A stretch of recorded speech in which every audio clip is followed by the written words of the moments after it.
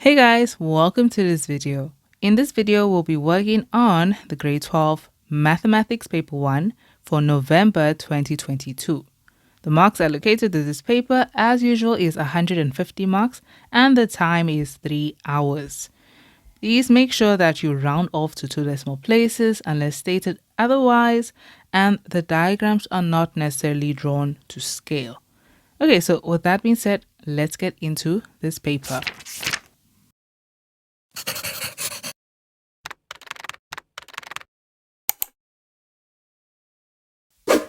Question 1.1.1 says we have to solve for x given these. Now notice that the right hand side is already equal to 0. So you have something times another thing and it gives you 0. The only way that this is possible is if the first is equal to 0 or the second is equal to 0. So we're going to say 3x minus 6 is equal to 0 or x plus 2 equals 0. They factorized it for you. So take negative 6 over, you have 3x equals positive 6. And if you divide both hand sides by 3, then x is equal to positive 2. Here, x would be equal to negative 2 once you transpose the 2. And those are our answers. Question 1.1.2, we have to solve for x and correct to 2 decimal places. So our solutions are irrational, meaning we're going to use the quadratic formula. And here is our formula. You can find it in your formula sheet. And we are going to substitute our values of a, b, and c. This is a quadratic equation and it's in the form of ax squared plus bx plus c. So we can see from this that x equals negative b and b is negative 6 plus minus the square root of negative 6 all squared minus 4 multiplied by a, which is 2, and then c, which is positive 1. Okay, and this goes all over 2a, and a is 2. So let's substitute this. You can substitute the positive or negative first, and then we'll find our solutions. So first we get our answer as a third, and you press SD, and you can see that the answer is 2.82, rounded off to 2 decimal places because it rounds down. And then if you change that plus to a minus, we get all x is equal to 0.177, so it's going to round up to become 1/8, and those are our answers. Question 1.1.3, we are given a quadratic inequality and we need to solve. Now notice that x is on this side. This one hand side should be equal to 0, so rewrite this as x squared and then minus x minus 90 is greater than 0. Okay, now we can focus on factorizing the left-hand side. So we have x times x that gives us x squared. And then what times what can give you negative 90, but will give you a negative 1 in the middle. Factors of negative 90. You can try 9 times 10 gives you 90. And you know that one of it has to be negative since this is negative. You can give the negative to the bigger factor since you want it to remain negative. So positive 9 and negative 10, that's what gives you negative 1 when added together. And that's the coefficient. So that's plus 9 minus 10. Okay, and now our critical values are, they're really solving for x. So our critical values are x equals negative 9 or x equals positive 10. And now we can solve for this inequality. So this represents a parabola, specifically a concave arc parabola, since the value of a is 1. It's a value greater than 0. So this is a parabola and we have our x-axis. Now on this x-axis, we're going to have our critical values. The smaller one is here, so that's negative 9, and the bigger one is 10. Okay, now we're trying to find out where this expression is going to be greater than 0. Where is this parabola greater than 0? So when we're looking at the values, it will give us, when we're looking for positive values, we're looking at specifically the outputs when you substitute specific inputs. So we're substituting x values and we get y values. So they really want us to find where y is greater than 0. So y is greater than 0 on your graph over here. That's where you have positive y values. All below here are negative y values. So you're not going to look at the parts below the x-axis. You only look at the parts above the x-axis. And the parts of the graph above the x-axis are over here and over here. If you line these down to the x-axis, you can see where these values are. These are values that are going to the left-hand side of negative 9. So these are values where x is less than negative 9. And the direction helps you with the inequality. And then over here, same thing. If you line this down to the x-axis, these are values that are moving to the right-hand side of 10. So these are values that are greater than 10. And that is our answer. Question 1.1.4, we are given an equation with a surd. So the main thing with equations with surds is you need to isolate the surd. So right now, because the surd has a negative and this x is already here, you might as well take it over. So we transpose it and we still have x on the left, and we can bring this negative 12 over. So it becomes a positive 12 is equal to positive square root of x. And now to get rid of the surd so that we can solve for x, we're going to square both hand sides because that's what gets rid of a square root. Okay, this is a binomial being squared. To simplify this, you can say x plus 12 times x plus 12, but that can take a while. So here's another way to do this. We can square the first term, that gives us x squared, square the last term, that gives us positive 144. Then first term times second term gives you 12x, and then you just multiply that by 2, which gives you positive 24x. And this is equal to, when we square the surd, 7 squared is 49. And the square root of x all squared is going to break this radical open. So you're just left with x. Okay, you can see that we can take that over. So that is x squared plus 24x minus 49x. What is 24 minus 49? So we get negative 25. So that's minus 25x and then still plus 144. And this is equal to 0. So now we have to factorize this quadratic equation. So x times x, and then we need factors of 144 that can give us 25 in the middle. Okay, so let's say factors of 144. What you can do on your calculator is say 144 equals, and then press shift and factorize, just so you can see the factors that it's made up of. Okay, so 3 squared is 9. So we have a 9. Let's see. If we had 9 and then 2 to the power of 4 is 16. 9 and 16, that would actually work. So that's going to be minus 9 and minus 16. Here's the reason they're both negative. Because they need to multiply to become a positive number. But when you add them, they need to give you negative 25. Negative 9 minus 16 is negative 25. Okay, so this means that x is either equal to positive 9, because we transpose the negative 9, or x is equal to 16. Okay, so those are our answers. Now, based on the mark allocation, we can actually see whether we should check. It may just both be valid, but we'll see.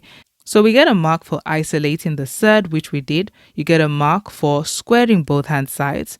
And then you get a mark for putting it in standard form. And then lastly, for both answers. And of course, this mark is usually shared between finding the answers and checking if it's valid. Now, we can just go ahead and check for our solution. So we need to ensure that the left-hand side is equal to the right-hand side. So when you substitute 9 in place of x in this equation, it should give you negative 12. So if we say 9, okay, because we have 9, minus 7 square root 9, it gives us negative 12. So 9 works. And if you try 16, if we say 16 minus 7 square root 16, what do we get? We also get negative 12. Okay, so in this case, both solutions work, and we can leave our answer like this. Question 1.2, we are told to solve for x and y simultaneously. Okay, so you can see that one equation is linear and the other one is hyperbolic, okay, because this is going to be y equals 4 over x, okay. So we're going to go ahead and call the linear one equation 1 and the hyperbolic equation 2. So always stick with the linear as equation 1 if you're given the linear, because it's easier like that. You can easily make something the subject.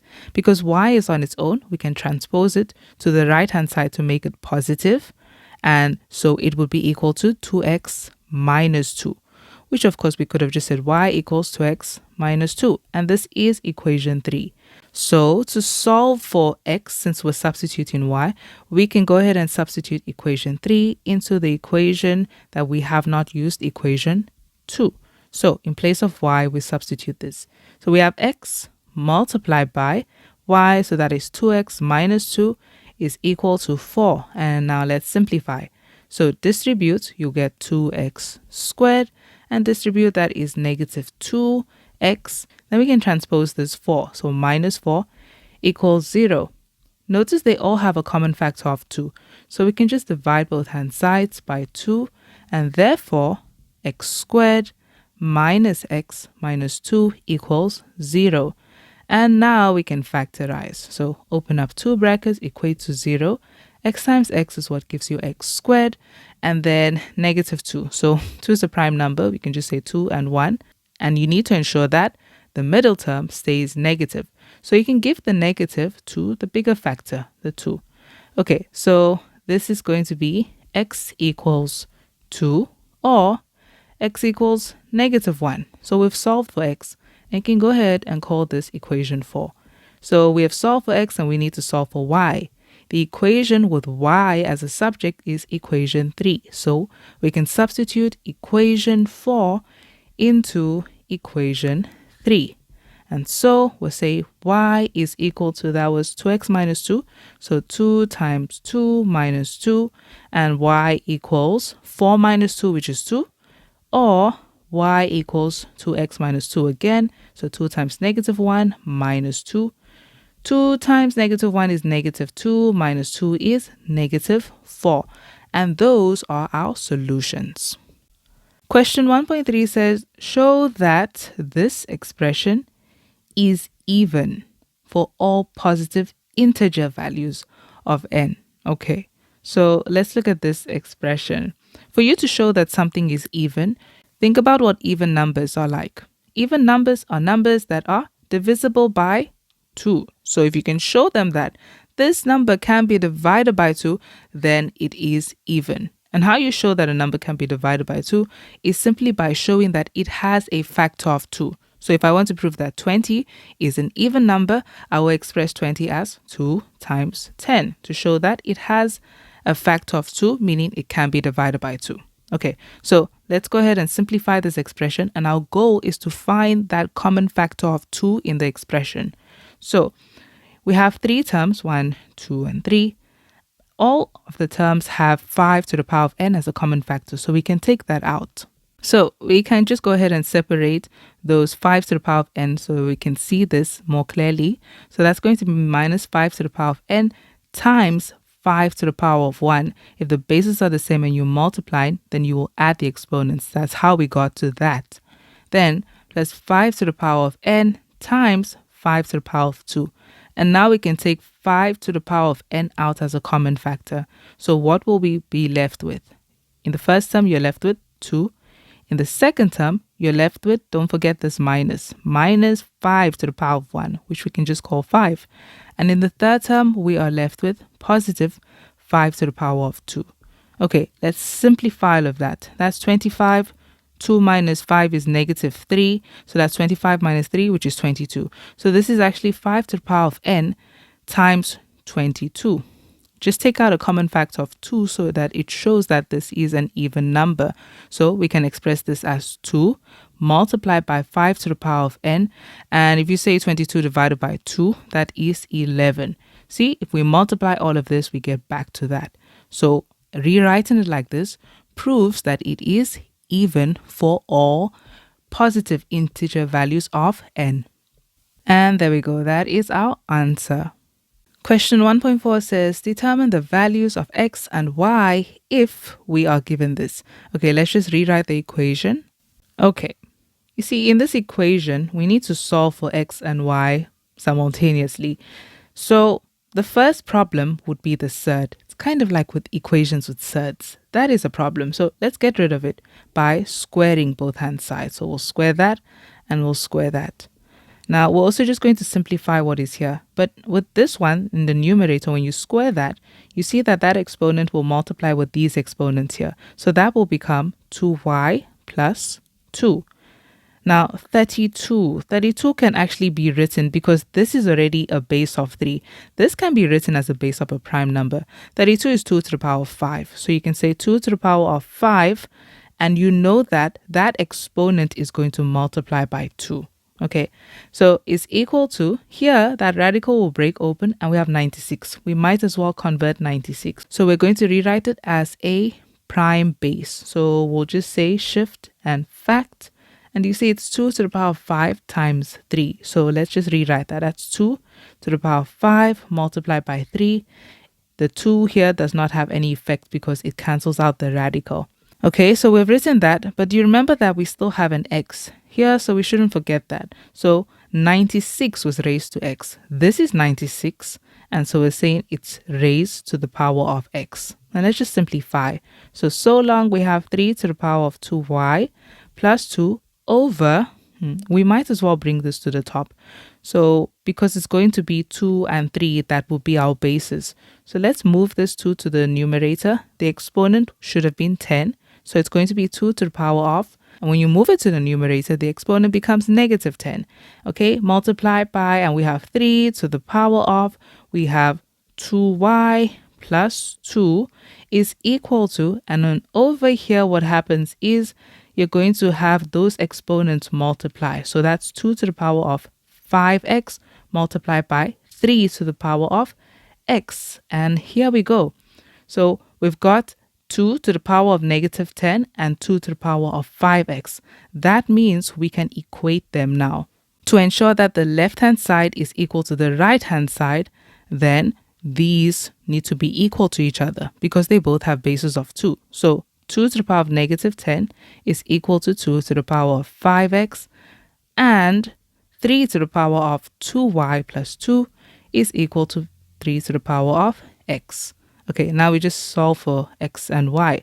So here the bases are the same. You can equate the exponents. You can just say 5x equals negative 10. Therefore, x would be equal to, if you divide both hand sides by 5, it will be negative 2. So we found x.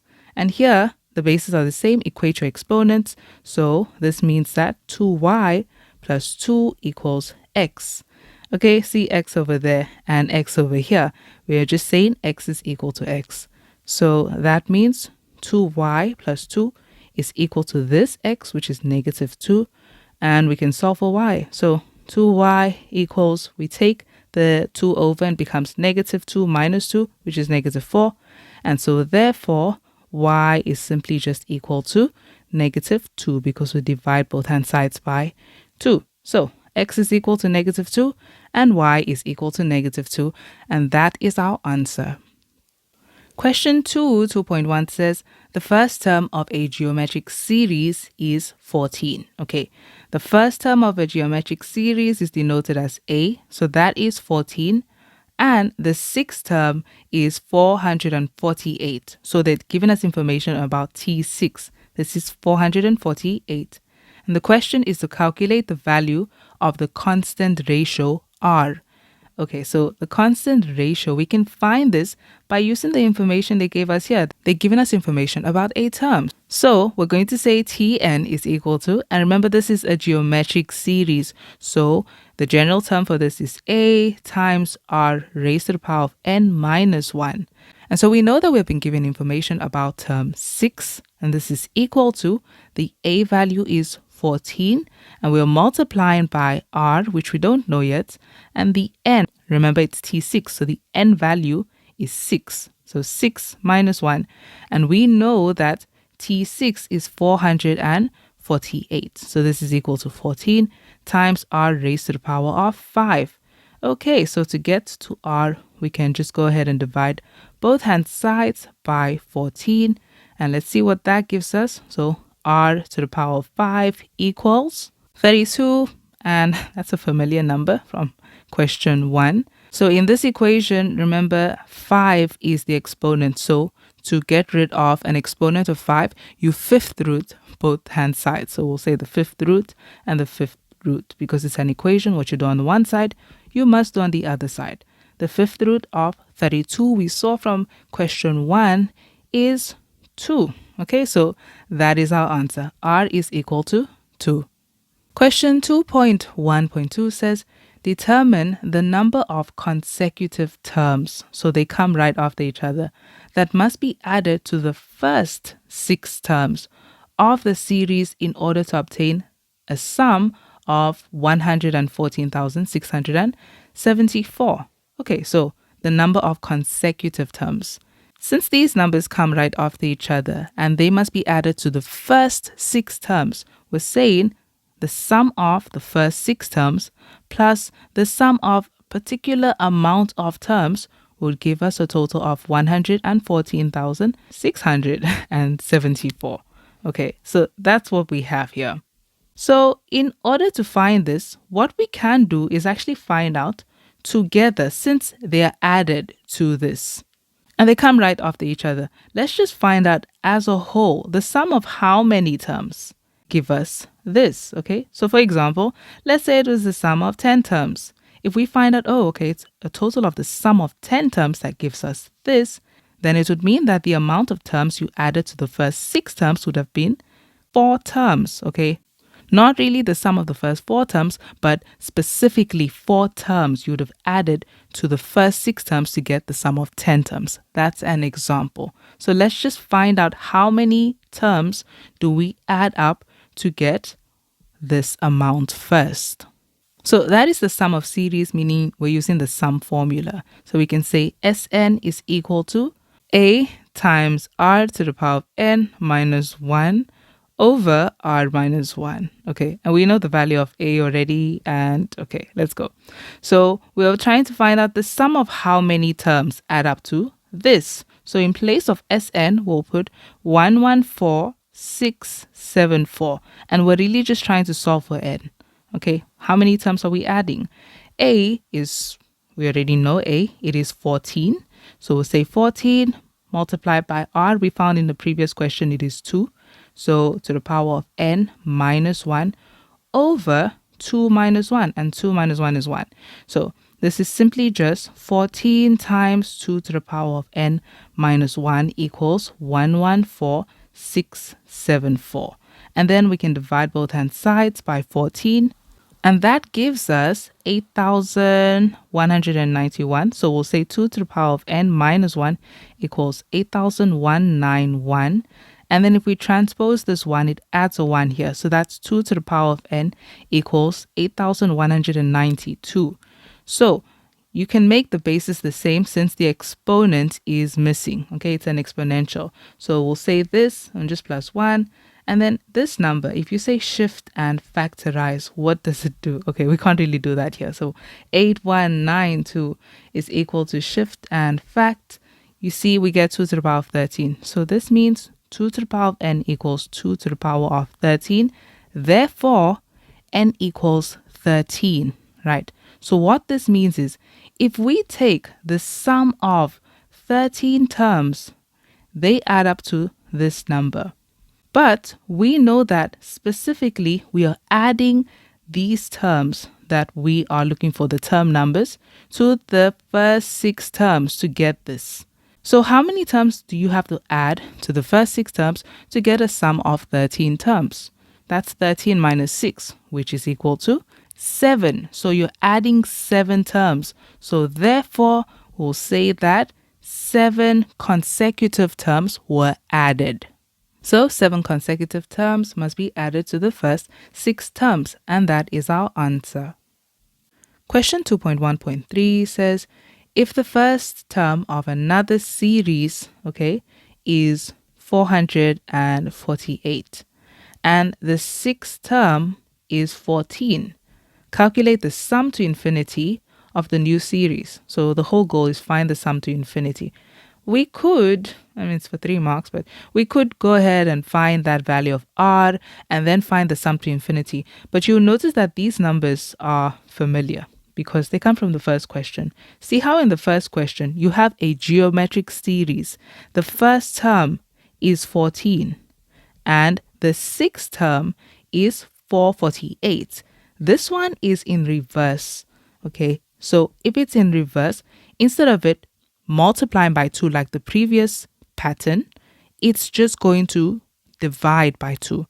So in the previous pattern, the first term was 14 and the sixth term was 448. And we found out that r was equal to 2, meaning you kept multiplying by 2 in each term to get the next term. You said 14 times 2 to get the next term, and then that times 2 to get the next term. But now it's reversed, okay? That is the first term. So it means that the ratio here is a half. You could have done this, but it would take longer. You can just say, okay, fine, they told us this information, so A is 448, and then say term 6 is equal to A, which is 448, multiplied by R to the power of n minus 1, but we know n is 6, so 6 minus 1, which is 5, and then substitute in place of T6, 14, and you would have been able to solve for R as a half. Okay, but we can also just do it like this as well. So this is from observation. And now that we know the value of R, we can see the value of A, the first term. We can find the sum to infinity. The sum to infinity is equal to A over 1 minus R. Okay, and it makes sense that they had to reverse it because we couldn't have found the sum to infinity of the previous one. The previous one was multiplying by 2 every time, meaning it was diverging. But if we keep multiplying each consecutive term by a half, it will converge, and so we can find the sum to infinity. So sum to infinity is equal to A is 448 over 1 minus the constant ratio of a half.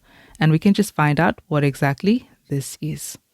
Okay, so it's just going to be double of that since that becomes a half. So that is 896, and that is our answer.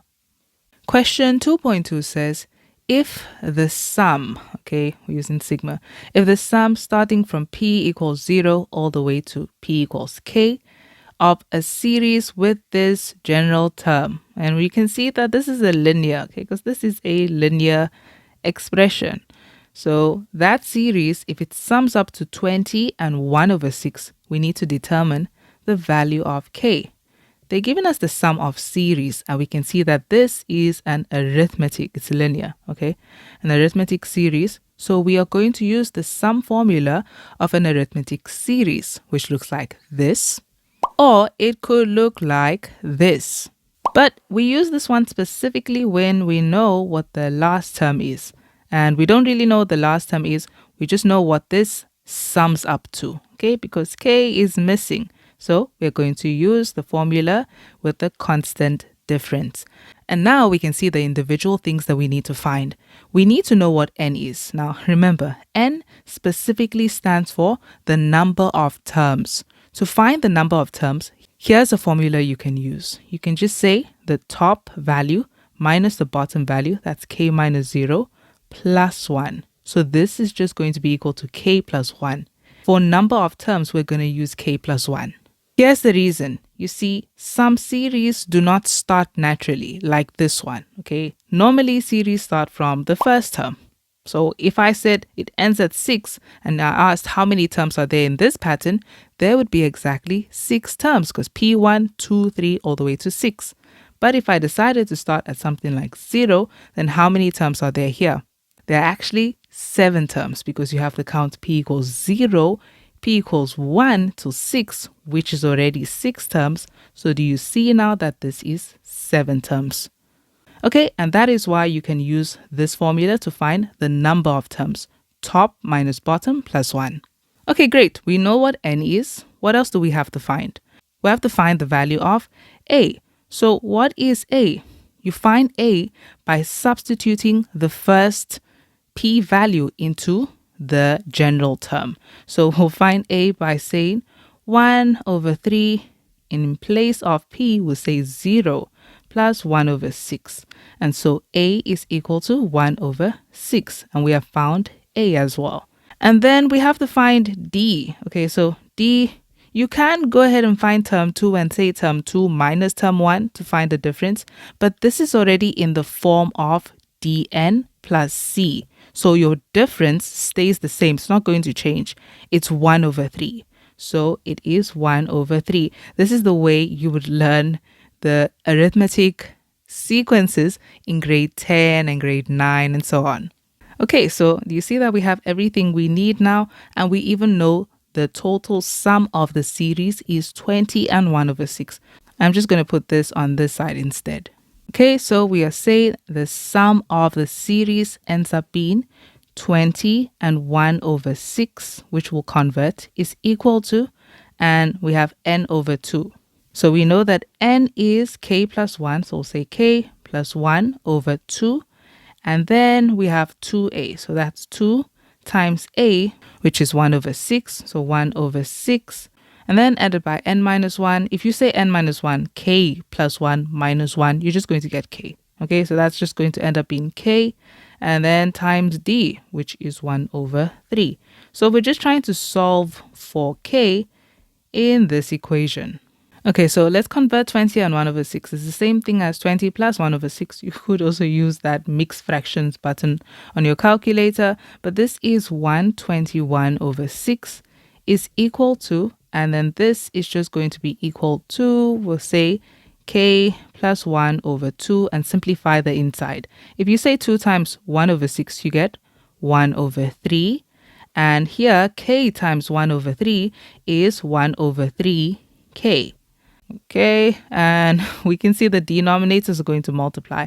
So this is 121 over 6 is equal to, and you have one term here which needs to multiply to two terms, so they will distribute. So numerator times numerator, that stays k plus 1.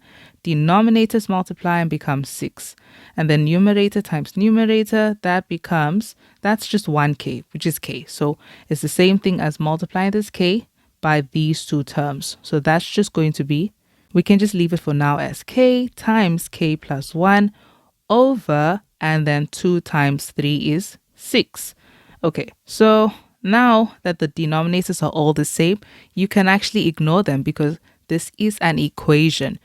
See, it's the same thing and just saying, okay, we're going to multiply both hand sides by 6 to get rid of those denominators of 6. So it's equal to 121, and we have k plus 1, and then that will become positive k squared multiplied by k. Okay, so we have k squared plus 2k, and then plus 1 minus 121. Okay, if you say 1 minus 121, you get negative 120. Okay, then we need to factorize this. So k multiplied by k, and then we have factors of negative 120. Factors of 120 can be 12 and 10. So we're saying 12 times 10 gives you 120. And then we need to ensure that it stays negative but gives a positive in the middle. So give the negative to the smaller factor so it can stay positive, is equal to 0. So therefore, k is either equal to negative 12 or k is equal to 10. Now, looking at what k was the number over here. Okay, if we started at 0, we are moving forward, so k can't be negative. So k is going to be equal to positive 10. So we'll say, therefore, k equals 10, and it's not equal to negative 12. And that is the answer to the last question in question 2. Question 3 says, it is given that the general term of a quadratic pattern is Tn is equal to, and we have this. Okay, notice some things are filled in, only b is missing. And the first term of the first differences is 7. Okay, so we need to show that b is equal to 4. So the first term of the first differences, think about where that is. Right now, all they gave us is the value of a. We can see that a is equal to 1. And we know the value of c. C is 9. And the first term of the first differences is 7. Remember how your terms go like this. You have the quadratic pattern, and then when you subtract their differences, it gives you the first differences. Now what they're telling us is that this first term is equal to 7. think about what we equate that to, because that actually includes A and B. We equate this one, the second difference, to 2A, and then this one we equate it to 3A plus B. And so that's the equation we're going to use. 3A plus B is equal to 7. Okay, so in order to solve for B, we need to know what A is. But we actually do from the general term. We know what that is. So that's going to be 3 times 1 plus B is equal to 7. Okay, so this is B equals 7 minus 3 when we transpose it. Therefore, B is really equal to 4. And that is our answer.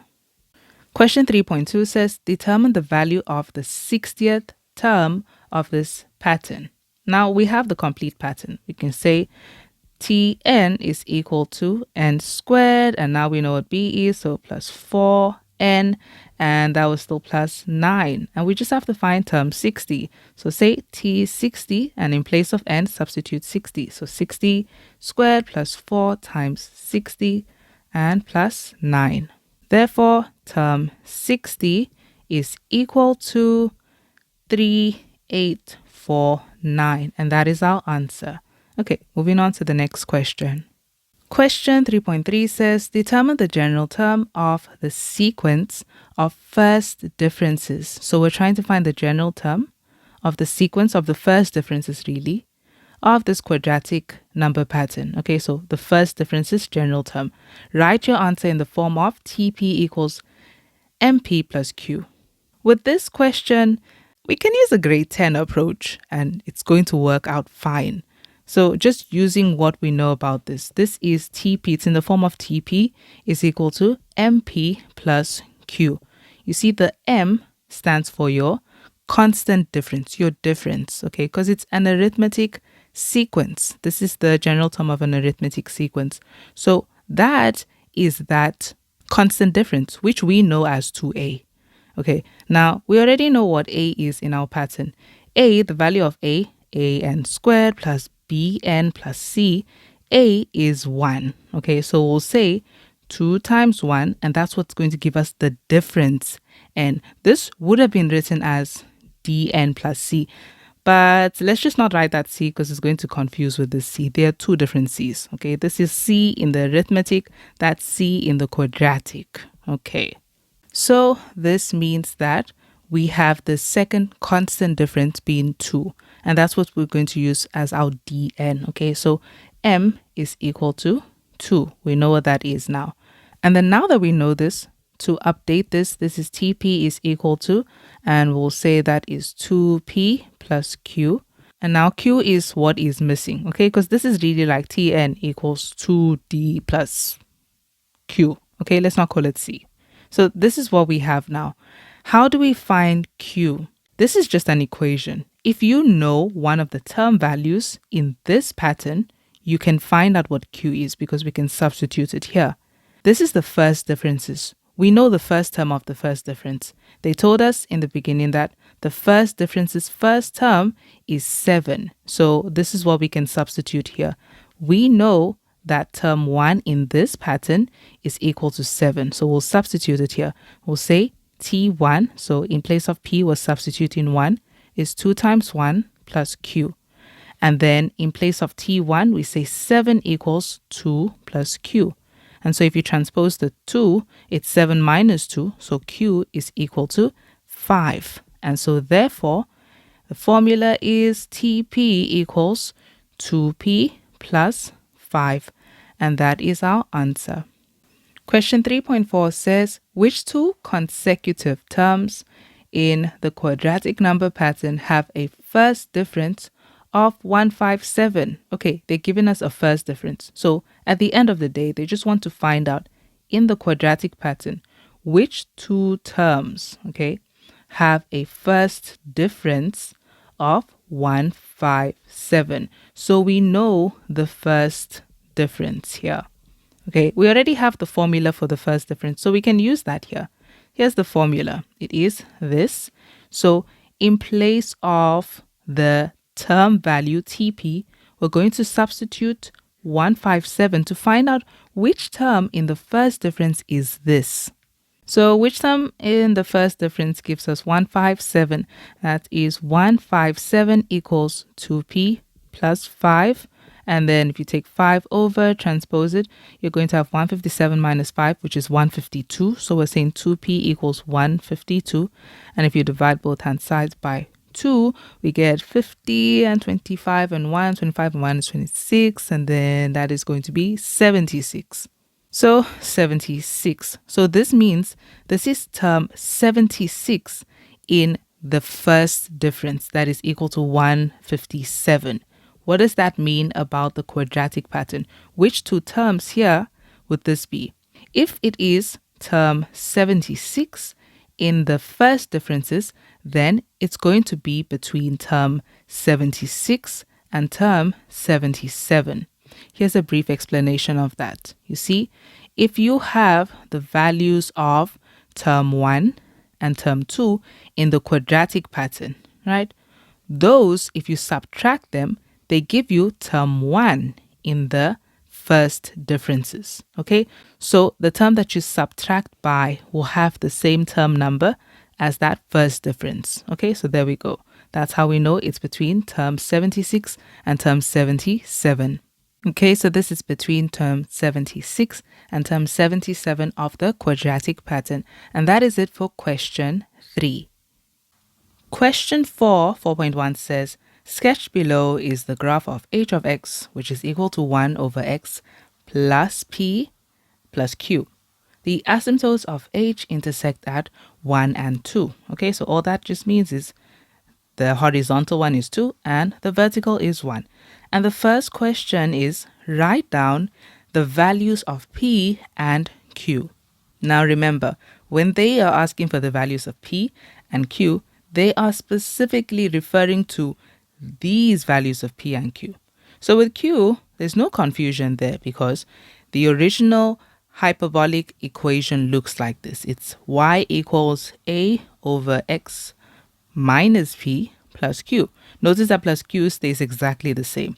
So the y value here, this q value, is really just 2. So we can just tell them q is equal to 2.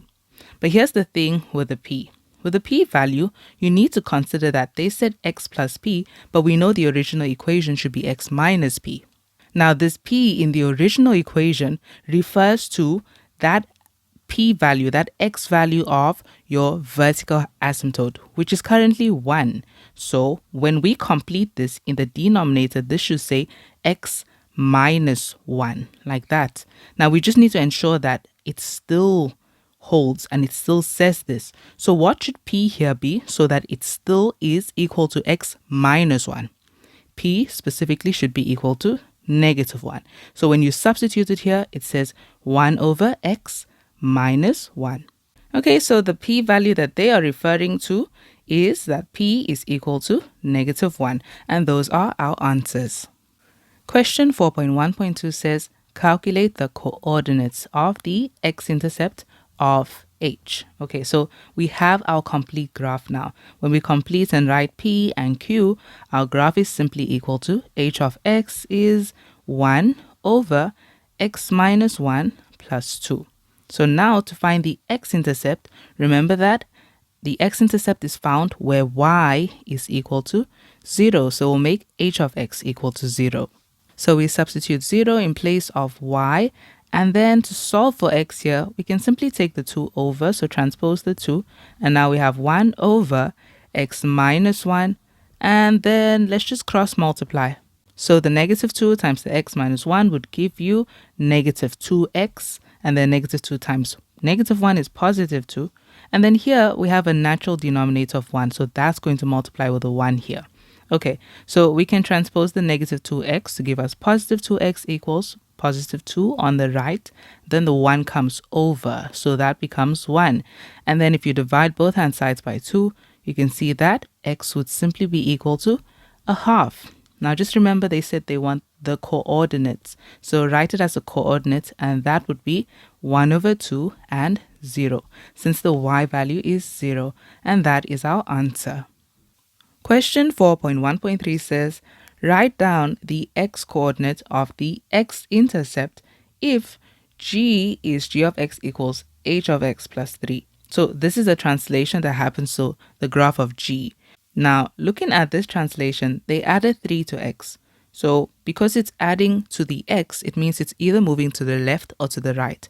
If it is a plus, it is moving to the left. If it is a minus, it's moving to the right. So let's go ahead and see what happens when we move our graph 3 units to the left, because it says plus 3. So if the original x-intercept was here at a half and it moves 3 units to the left, we're just moving here. Okay, so from a half to that new point would be a half minus 3. Okay, that's how we'll find it. So that new x value is found by saying a half minus 3, which is equal to negative 5 over 2. And there we go. So that is our answer. Question 4.1.4 says the equation of an axis of symmetry of h, so the graph that we have already, is y equals x plus t. So you can see that the gradient is positive 1. Determine the value of t. Okay, just use the equation that they already gave you. It's x plus t. And in this equation, if we just had 1 point on that graph, then we would be able to find this value of t. So let's look at our graph. You see that with this graph, they told us something about a particular point, this point 1 and 2. They said that that is where the asymptotes of h intersects.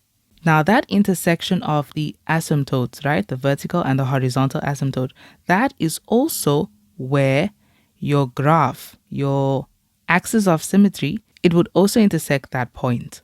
So we can simply substitute the point 1 and 2 into this equation and we would find the value of t, since this lies on the graph. Okay, so substitute 1 and 2. So 2 is our y value, 1 is our x value plus t. And if you transpose 1, you see 2 minus 1 is equal to 1. So t equals 1. And there we go. That is our value of t. Question 4.1.5 says determine the values of x for which negative 2 is less than or equal to 1 over x. Now, notice something about this equation. Remember what the graph of h of x looks like now. The graph of h looks like this, which is a lot like what they gave us. The only difference is we have a negative 2 here. But if you transpose it, you'll see that you have the exact same graph. This is now 1 over x minus 1 plus 2. Now, look at the inequality sign. If we take the negative 2 over, we'll only have 0 here, right? Now, the inequality is facing your function. It's facing that. So we need to rewrite it like that. It faces and then it's equal to, and then we have 0 over there. Okay, so simply just transpose negative 2. Now that we have this, what it's simply asking us is, what are the x values for which our graph, and when it's referring to the graph, it's saying the output, meaning when you substitute specific x values, it gives you an output that is greater or equal to 0. So it's referring to the y values of the graph. Whereas h of x greater than or equal to 0. So let's look at our graph to see this.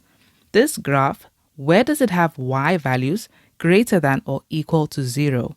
Where we'll find these y values, you can focus on the y-axis. If we look down here, you see that that's where we have negative y values. So we will not take any part of the graph that lie below here because they will all have negative values. We're only going to take parts of the graph that lie above the x-axis. So like that. And let's go ahead and highlight those parts. So that would be over here and over here. So starting at 1 over 2 all the way through like that. All those parts of the graph have values greater than or equal to 0. Okay, so if you line them down to the x-axis, you can better understand these values. You see that these values, they are moving to the left of 1 over 2. So at 1 over 2, the y value itself of the graph of h is 0. Okay, so we're going to include that. So we'll say that this is where x is less than or equal to a half. Okay, because it works there.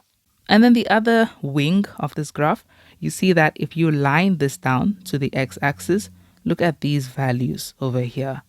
Okay, so it starts here. And what is that x value? That is 1. Okay, it starts at not really exactly at 1, but after 1 because we have an asymptote here. The graph will never touch the asymptote. So it goes after 1 and then it's moving towards this side. So this is where x is greater than 1.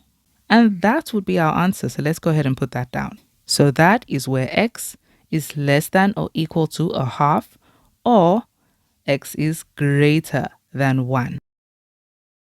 Question 4.2 says the graphs of f of x, which is a concave up parabola, and g of x, which is a decreasing exponential function we can see from the x in the exponent, are sketched below.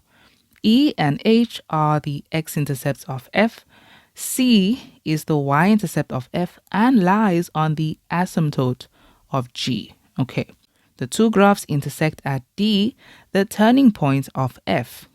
Okay, so once we have D, we have another point on this graph, G. And the first question says, write down the y coordinates of C. So y equals what? C, remember, as they just said, is the y-intercept of f. Okay, so if it's the y-intercept of f, you can see that the graph of f has been put in standard form. Okay, and that constant, it's in the form of ax squared plus bx plus c. That constant value, that is our c. So that is the y-intercept. And so we can tell them that this is y equals -5. And that is our answer. Question 4.2.2 says determine the coordinates of D. So with D, remember what they said about D. They said that the two graphs intersect at D, which is the turning point of f. They have given us the equation of the parabola in standard form. So let's rewrite that and find the turning point.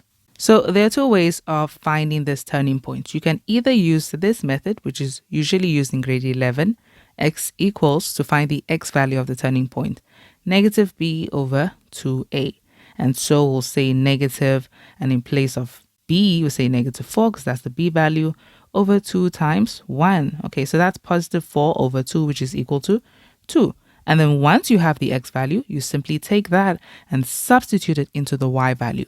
Okay, so the other method that you could have used is the derivative, because if you find the derivative of this function, you're finding the gradient. And it's just going to be exponent times coefficient, which is 2x. And then same thing here, exponent minus 1 as well, which is -4. Okay, and then you would make the gradient equal to 0, because at the turning point, the gradient is stationary. Okay, so 0 is equal to 2x minus 4. And then you can take the -4 over, and we have 2x, and then divide both hand sides by 2, and x equals 2 again. Okay, so it's just two methods to find that x value. But to find the y value, this is your x value, just substitute it into your equation to get the y value. Okay, and when we substitute that, we get -9. So that is our turning point. The coordinates of D are 2 and -9, and that is our answer. Question 4.2.3 says, determine the values of A and Q. Okay, so let's see. With A and Q, remember the things they told us about these graphs. They told us that C is the y-intercept of F, and it also lies on the asymptote of G. So we found out that C, that y value, was -5. So if this is y equals -5, then that is telling us the value of Q. Q is your asymptote, horizontal asymptote. So we know what Q is, it's -5. But how do we find A? So to find A, you see that the equation would have been almost complete, okay? The only thing missing is A. So just substitute an available point on the graph of G, and you find A. So the point that we have, remember how D is the turning point of F, but they intersect here. So there's a common point over here at 2 and -9. So we'll substitute that since it also lies on the graph of G. Okay, so we can just update our graph of G. It is now A multiplied by 2 raised to the power of x, and then the Q value is -5. And now we can substitute that point D, which is 2 and -9. In place of G of x, we can just say -9 equals A times 2 raised to the power of 2 over there, and then we can say -5. Okay, let's go. So only A is missing. What can we do to get closer to the A? You can transpose that -5. So it becomes 5 minus 9, which is negative 4, is equal to a, and then 2 squared is 4. So you see now to solve for a, you can just divide both hand sides by 4. Therefore, a is equal to negative 4 divided by 4 is negative 1. Okay, so another thing I was supposed to say before putting that over there is that q is equal to negative 5. And there we go. That's the value of q, and that's the value of a. Question 4.2.4 says, write down the range of g. So when we are referring to the range refers to all the possible y values that a graph has. So let's look at the graph of g. We now know that it has an asymptote at y equals negative 1. So the graph will never pass this, meaning there is no graph up here. Okay, there's no g graph up there, but the rest of the g graph is from here, and then it decreases and keeps going downwards forever. So our y values would start at negative 5, and then they go values that are less than negative 5. So that is y is less than negative 5. It can't be equal to negative 5 because we have an asymptote at this point, and the graph will never touch the asymptote. So it is y is less than negative 5. Question 4.2.5 says, determine the values of k for which the value of f of x minus k will always be positive. Okay, f of x minus. Notice the kind of, not really an issue, but notice what they did here. They said f of x minus. When you subtract by a value, naturally, if that k value is a positive number, your graph is going to move down. So that's the challenge right now. We need that graph to have positive values. If it needs to have positive values, you can see that moving down is not a good idea. So since we don't want it to move down, because moving down, you see how that does not help things. It's just going to keep having negative y values. Okay, that's a negative, that's still negative. We need to ensure that all the y values are positive. So we're going to move it up. Okay, now in order to move it up, because they said minus k, we are going to have to ensure that k is a negative number. That way it will push the graph up. So if f of x is negative and then negative whatever number is here, okay, then for example 1, then it will push the graph up. Okay, so by how many units up should we push it so that it can have positive y values? We can control that from the turning point, since that is the lowest y value it will have. We need to ensure that this will be positive. If you push it exactly 9 units up, okay, so from where y equals negative 9, and you shift it exactly 9 units up, do you notice that it's going to be at 0? They specifically want where this graph is going to have positive y values, okay? So here it has a y value of 0. We needed to go further than that.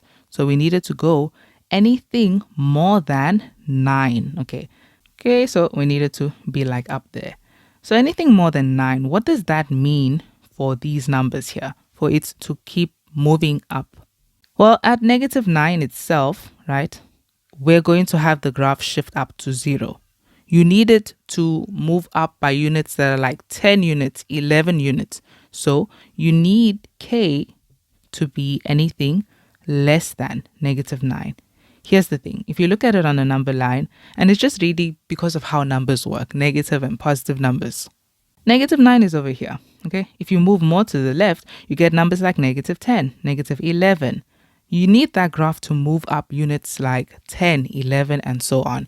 So that's why we need it to be values less than negative 9. If you made it greater than negative 9, you have numbers like negative 8. That's not going to help, because f of x minus negative 8 is going to be f of x plus 8. You're only shifting that graph up by 8 units. It will still have a negative y value at the turning point. Okay, so a visual example of that, from negative 9, if it moves only 8 units up, it will still be here, okay? And its y value, turning points, will have negative 1, okay? We want all the y values to be positive. So just make k less than negative 9, and that is our answer. And that is it for question 4. Question 5 says the graphs of g, which is 2x plus 6, and the inverse of g are shown in the diagram. Then we have D and B are the x and y intercepts respectively of G. C is the x-intercept of the inverse of G, and the graphs of G and the inverse intersect at A. And the first question is to write down the y value of B. Okay, so where is B? B is on the y-axis, so this is a y-intercept. If this is the equation of G, how do we spot the y-intercept? That would be the constant value. Okay, so the constant is 6, so that is B. And as a coordinate, it's a y-intercept, so the x value is 0 and the y value is 6. And that is our answer. Question 5.2 says, determine the equation of the inverse in the form of this, okay, in that form. Okay, so the inverse. Knowing the original function is g of x equals 2x plus 6, all we're going to have to do is we can express this in terms of y first.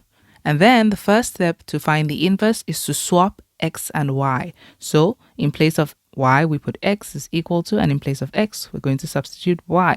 And then make y the subject of this equation. So that is going to be x, and we can transpose the 6, so minus 6 equals 2y.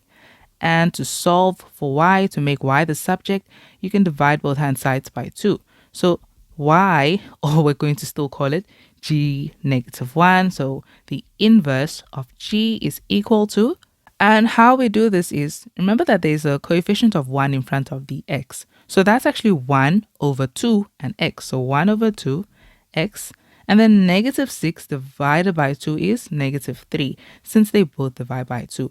And that is our answer. Question 5.4 says, determine the coordinates of A. Okay, so let's see where A is. A is the point of intersection between the graph of G and its inverse. So this point is where they are both equal. Their x and y values are the same. So we can take the equation of G and equate it with the inverse.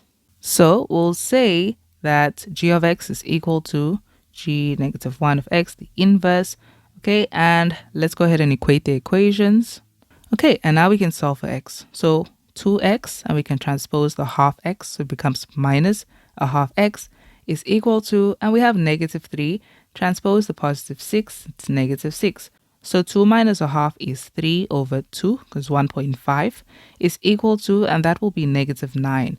Okay, so you can decide to divide both hand sides by 3 over 2, or you could just multiply both hand sides by 2 over 3, and that would actually solve this problem, 2 over 3. So therefore, x is equal to, and here this is in the numerator. So do you see that 9 and 3 have 3 in common? So 3 divided by 3 is 1, 9 divided by 3 is 3. Okay, so that's negative 3 times 2, which is negative 6. So we know the x value now, and to find the y value, you can simply substitute that into one of their equations, since they are exactly the same at that point. So that's negative 6 is equal to 2 times negative 6 plus 6, and let's find that. Okay, so g of negative 6 is equal to negative 12 plus 6 is negative 6. So that is the point A. A is negative 6 and negative 6.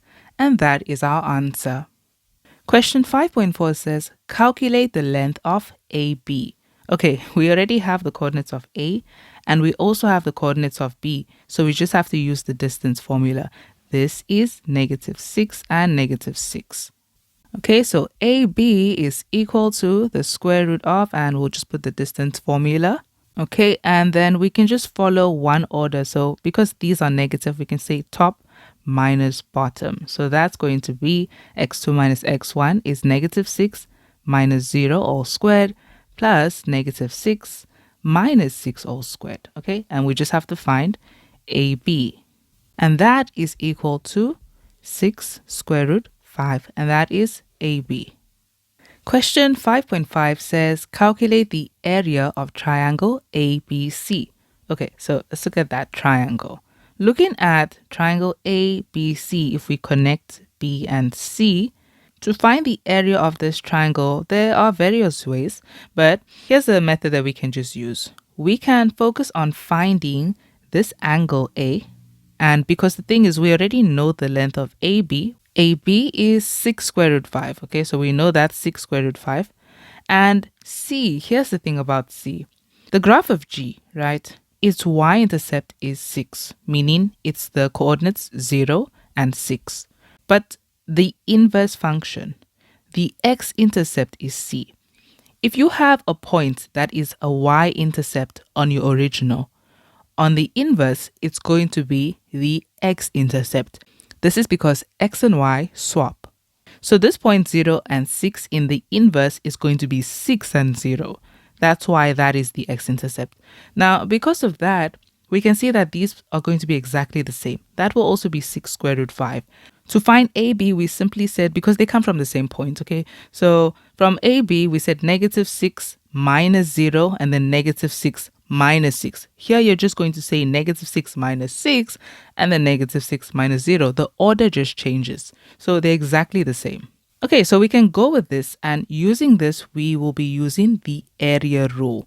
Remember how the area rule works? If you have an angle at the center, okay, wherever it is, you just need the sides next to it. Okay, so we'll say a half multiplied by the one side next to it, multiplied by the other side next to it, sine of that angle that you have. So let's focus on finding this angle. We will tell them, of course, that AC is equal to AB. Now, how would we find this angle? We can use angle of inclination to find it. So you're going to draw an imaginary x-axis. Okay, it's parallel to the x-axis. And if we take it and we put it at that point of A where that angle is created, we can find out how this was formed, how this angle was formed. We want to find this angle over here. If you take the angle of inclination of this line AB and you subtract it by the angle of inclination of the line AC, you see that you're going to be left with that angle over there, because it's this whole thing minus this part. So it leaves you with that. Okay, and we have their gradient. So let's just go ahead and do that. So we're saying the angle of inclination of line AB minus the angle of inclination of line AC. Okay, which is really the angle of inclination of G and its inverse. So we can first start off by telling them that the length of AC is the same as the length of AB, and they're both 6 square root 5 units. And then the angles we're subtracting. Okay, remember it's to find this angle BAC. Okay, so that's what we have. That's G. That is the inverse of G. So we can now just find those angle of inclinations. It's not really necessary here because none of them were negative. The gradients were not negative. So the gradient of G is 2. The gradient of the inverse is a half. Okay, so here's how we find the angle of inclination. We say tan of theta is equal to the gradient. So let's say it was the graph of G. That would be equal to the gradient of 2. And then to find that angle of inclination, you're going to use the second function of tan. So we're leaving theta and we'll say shift tan of 2. Okay, so you see with that, to find the angle of inclination of the inverse, it will just be theta equals shift tan of 1 over 2. Okay, arctan 1 over 2. So that's what we could put here. To find BAC, we simply say arctan 2 minus arctan 1 over 2. So on your calculator, you press shift and then tan 2 minus shift tan 1 over 2. Okay, it gives us values with decimals and I don't want to round off. So we can just use this as the angle BAC. Okay, here's how we are finding this. We've already gone through that. But now we're just simply going to say the area of this triangle is a half multiplied by the side 6 square root 5 multiplied by the other side 6 square root 5 and then sine of that angle A, that center angle, which is actually BAC specifically. Okay, so that's what we're going to do. Now, if on your calculator you've already calculated that angle, that's fine. So you're just going to use the answer button in place of that. So we're just going to say this is a half multiplied by 6 square root 5 and 6 square root 5. And then sine, or you could say multiplied by sine, still fine, of ants because it's recorded in there. And we can see that the answer is exactly 54. We'll say units squared because it is area. And that is our answer. Question 6 says, 12,000 Rand was invested in a fund that pays interest at M% per annum compounded quarterly. After 24 months, the value of the investment was this amount. Okay, so money is simply going in, it grows and becomes that. So this is clearly compound interest growth. Okay, so that looks like this. A is equal to P times 1 plus I raised to the power of n. That's the formula for that. And we can see that the A value is 13,459, which is equal to the investment, which is 12,000, because we start off with this amount and we end off with that accumulated amount. And then 1 plus our interest is M%, so we do not know that yet. We're just going to say M. Remember that this money is gaining interest every quarter, so we're going to have to divide that by 4. And then it's raised to the power of the amount of quarters. Now they say after 24 months. That is in months. To convert it into quarters, you have to remember that in an entire year, there are exactly 4 quarters. So if this entire year was made of 12 months, then each quarter is 3 months. So since there are 3 months in each quarter, to find the total quarters in 24 months, we'll say 24 divided by 3, which is 8. Okay, so in place of that n, we put 8. And now we just have to solve for m. Remember that that's going to be a decimal and we need to convert it into a rate. Okay, so the first problem that we'll have all through here to get closer to m would be this 12,000. So we can go ahead and just divide both hand sides by 12,000. Okay, and when we do that, we still end up with exactly what we have here. Okay, we're not going to find decimals yet. So this is going to be 1 plus m over 4 raised to the power of 8. Now, what is the next problem to get closer to m? The next problem will be the 8. So since it's raised to the power of 8, you're going to find the 8th root of both hand sides of this equation. So the 8th root of this side and the 8th root of that side. So here they cancel each other and then we can rewrite that, which is equal to 1 plus m over 4. Okay, to get closer to the m, just transpose the 1. So we have this again, minus 1 is equal to m over 4. And now to get closer to the m, you need to get rid of the 4. And we can do that because it's in the denominator. We can do that by multiplying both hand sides of this equation by 4. So we just have that m is equal to 4 times everything here, which as decimal, so in decimal form, it is 0.05778.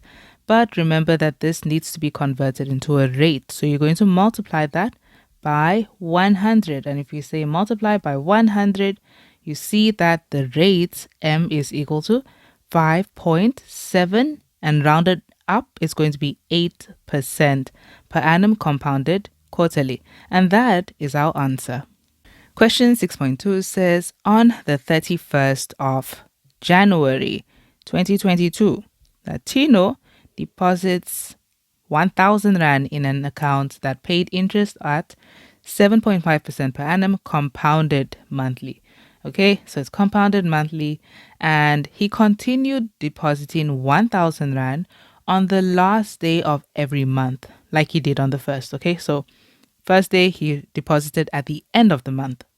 And then they say he will make the last deposit on the 31st of December 2022. So first deposit is made here, last deposit is made on the 31st of December 2022. Okay, so we can see that Tino is saving money, and so he's saving money consecutively using 1,000 Rand. He's saving 1,000 Rand every month, meaning this is a future value calculation, okay, because it's for consistent savings. Okay, so now the question is, will Tino have sufficient funds in the account on the 1st of January 2023 to buy a computer that costs 13,000 Rand? Justify your answer by means of an appropriate calculation. And this account earns interest at 7.5% per annum compounded monthly. So 7.5 as a decimal, 7.5 over 100 is 0.075. And it's compounded monthly, so you need to divide by 12. This is the interest that is shared within a year. Okay, so we're we're clearly going to use future value for that part. And let's just put down the future value formula. And now, so we don't have an ending point because they just want us to tell them, will he have enough money? So if he does not have up to 13,000, then he's not going to have enough money. So future value equals, and the amount he's putting it per month is 1,000 Rand. And then 1 plus the interest is 0.075 over 12 raised to, how long does he save? He saves from the 31st of January to the 31st of December, which is exactly 12 months. So you can just straight away put the amount of months here. You don't have to say he saves for 1 year times 12, okay? Then minus 1, and this goes all over the interest again, okay? And let's see what this gives us first. Okay, and the amount that we get is 12,000. Let's just put it in money. We get 12,421.22 cents.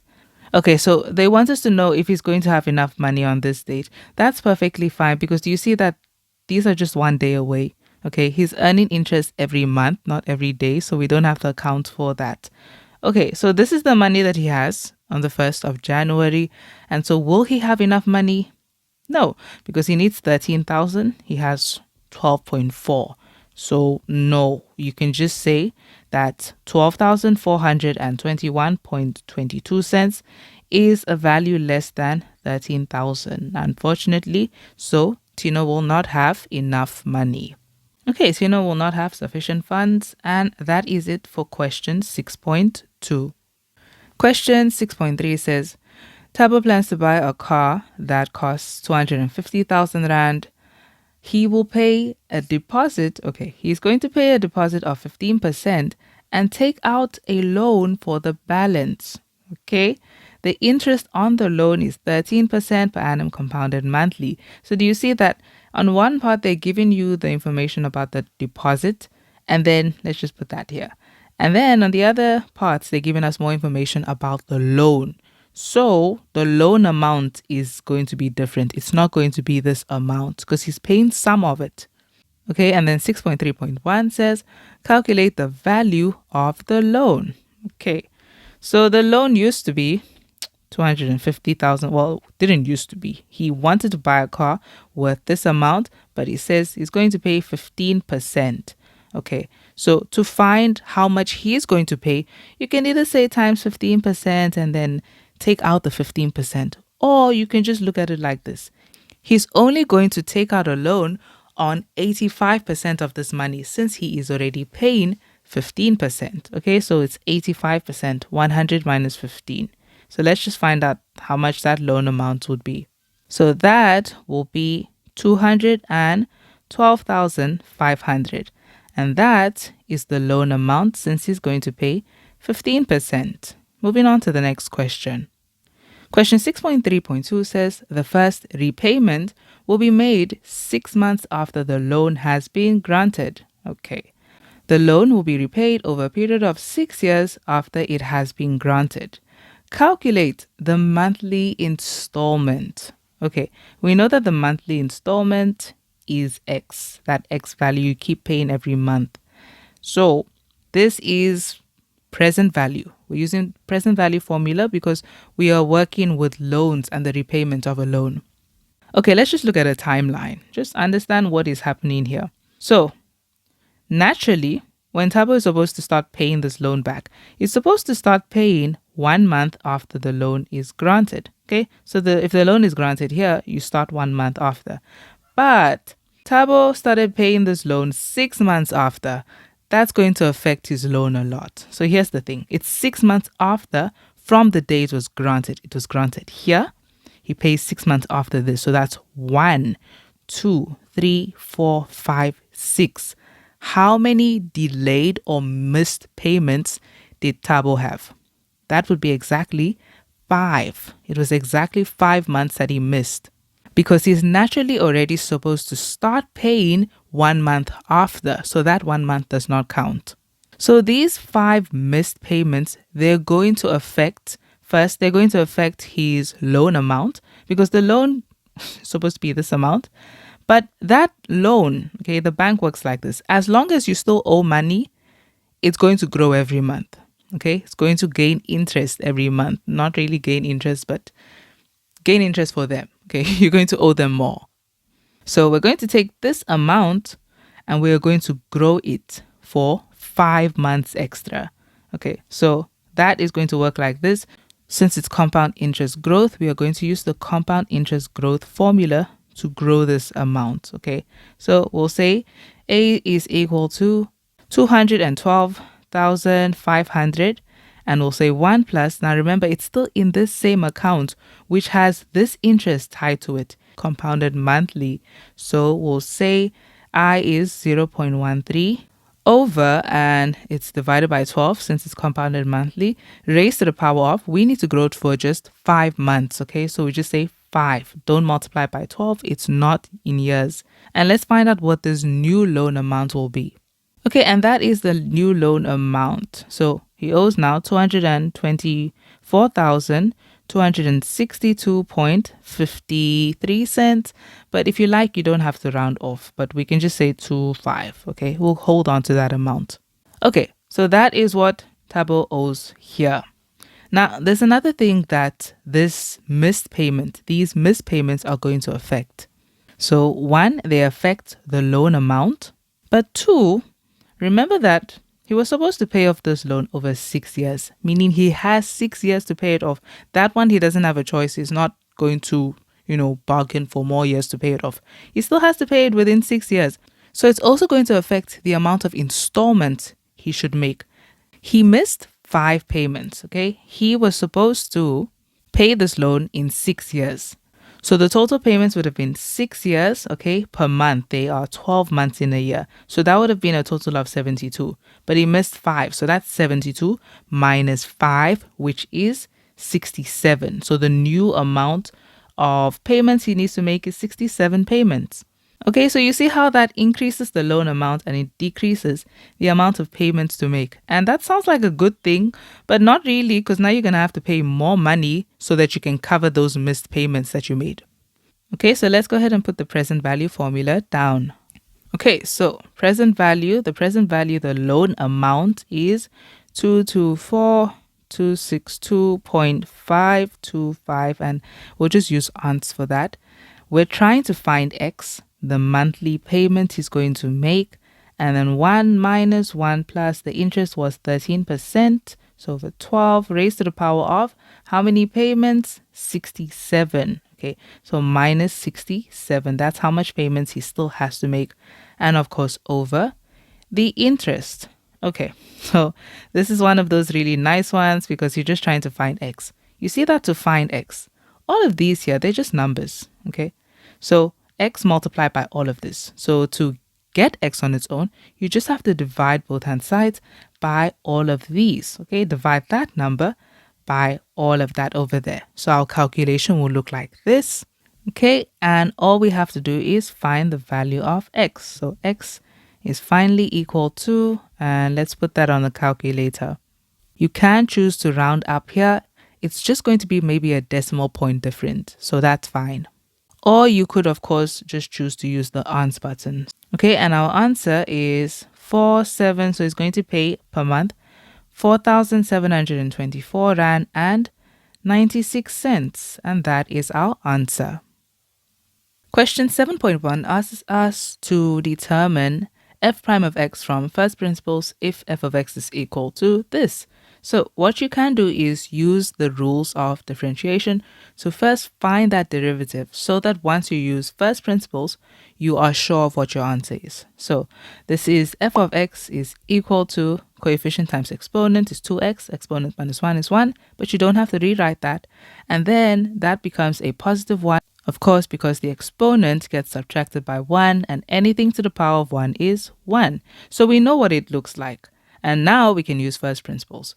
Okay, because we know we're going to have an f of x plus h, right? We're going to find out exactly what that is. So this means wherever you see x, replace it with x plus h. So that's going to be x plus h all squared and then plus x plus h. And this is equal to, And that's going to be x squared, square the first term, and square the last term, which is positive h squared. And then first times second term is xh, times 2 is positive 2xh. And then we just have plus x plus h. And now we can write down the formula to find f prime of x using first principles. Okay, and this is in your formula sheet. So this is equal to the limit as h approaches 0, and we are substituting f of x plus h, which we already have. It's all of this. And then minus f of x, which has two terms, as we can see, x squared plus x. And so we're going to say minus x squared plus x, and make sure that you put a bracket or you apply that negative. And this goes all over h. So this equals the limit, again, as h approaches 0. And we still have this entire function. And then we have minus x squared minus x when that gets applied in the negative over h. Now what would cancel is whatever you were subtracting by. So if an x squared is here, it will cancel with an x squared here. If an x is here, cancels with one of the x's there. So this is equal to the limit as h approaches 0, and all we have left is 2xh plus h squared plus h all over h. And now we can finally take that h out as a common factor so that our expression does not become undefined. So that is h out, and then we will have in the first term 2x left. In the second term, we'll just have positive h, and in the third term, we have positive 1 all over h. And then they cancel, and we are left with this. And at this point, you can just go ahead and substitute. So we're left with 2x plus, and in place of h, we say 0 plus 1. So therefore, f prime of x is indeed equal to 2x plus 1, just like we did when we found it using the rules. Okay, moving on to the next question. Question 7.2 says, determine f prime of x if f of x is equal to all of this. Now you see that everything is actually ready to be derived. We do not have any surds, okay, with x in them, and we don't have any x in the denominator. So we can go ahead and start deriving. F prime of x using the rule, because it's only for 3 marks, is equal to coefficient times exponent will give you 10. X raised to the power of 5 minus 1 is 4. Again, coefficient times exponent, negative 3 times 4 is negative 12x. Exponent minus 1 is 3. And lastly, again, coefficient times the exponent of 1 over there is positive 8. X raised to the power of 1 minus 1, and you know that that will fall away. So that is our answer. Question 7.3 says, the tangent to g, which is g is ax cubed plus, okay, so they don't give us the value of a, but they say has a minimum gradient at the point -1 and -7. For which values of x will g be concave up?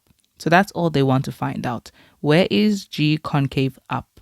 Okay, so let's understand what they're telling us here. When they say the tangent to this function, which is a cubic function, has a minimum gradient, tangent is really just a fancy way of saying the gradient of this function at a particular point.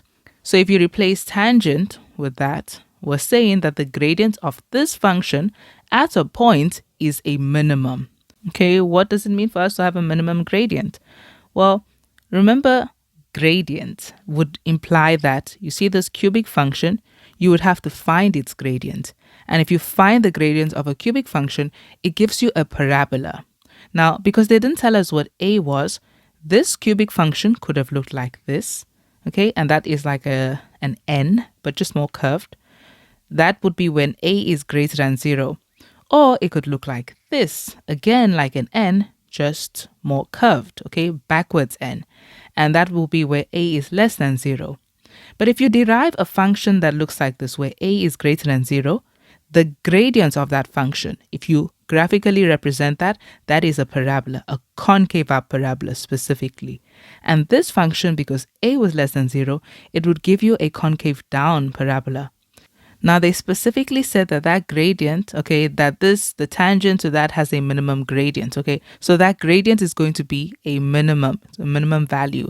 So looking at this one, this has a minimum value. This one has a maximum value. That's a maximum. That's the highest that this parabola will reach. This is the lowest that the parabola will reach. So we know that the graph looks like this. Okay, so here's what we found out so long. Our cubic function looks something like that.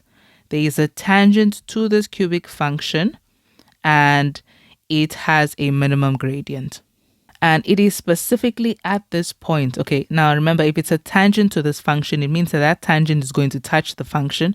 And then at that point, you're going to actually have this coordinates because this is where it is a tangent to the function. So this lies on the graph, -1 and -7.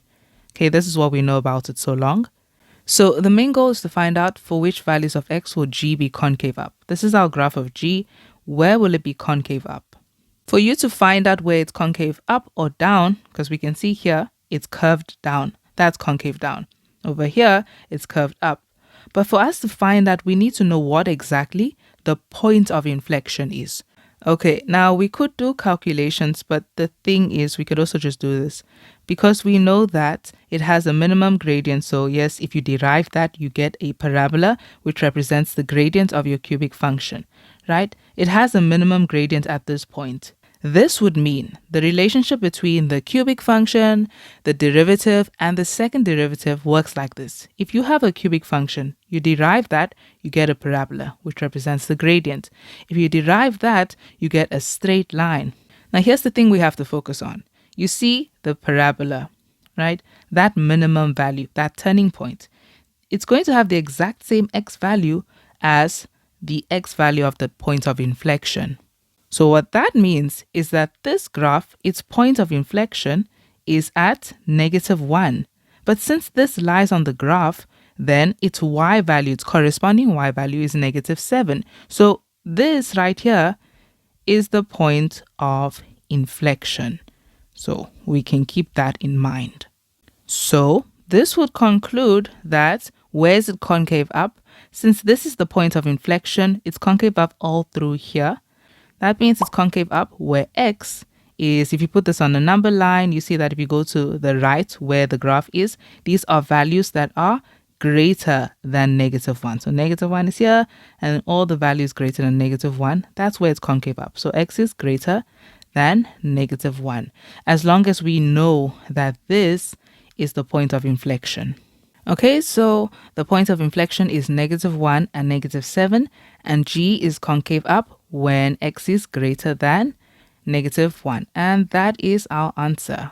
Okay, so in a question like this, you're going to have to leave every graph that you drew to figure this out so you can show your calculation really or your reasoning. And that's why I've mostly put down that conclusion because that was the whole basis of finding this. Okay, so that is it for question 7. Question 8 says the graph of y equals f prime of x, so this is the derivative of a cubic function, is equal to mx squared plus nx plus k, is drawn below. The graph passes the points P, Q, and R. And the first question, 8.1, says determine the values of m, n, and k. Okay, so we need to find the equation of this parabola. Let's just look at what we have been given. We have been given a parabola with 2 x-intercepts and 1 y-intercept, which is just another point. So we can use the x-intercept form of a parabola, okay, a parabola's equation, which looks like this. And we can just follow what they called these. So they said mx squared plus nx plus k. So we can go ahead and remember that the original form looks like this. Y equals a multiplied by x minus x1 multiplied by x minus x2. Okay, but our a value here is m, so we'll just put that as m. Okay, so this is what we have, and these would be your x-intercepts. We're going to put down the x-intercepts in there. So our x-intercepts are -1/3 and 1. So our equation so far is y equals m times x minus -1/3, which becomes +1/3. and then multiply by x minus 1. And now at this point, we almost have our equation. The only thing missing is m. Okay, so in order to find m, we just need one point that has an x and a y value. And we have a point. We have this point r, 0 and 1. So we can go ahead and substitute 0 and 1 into this equation.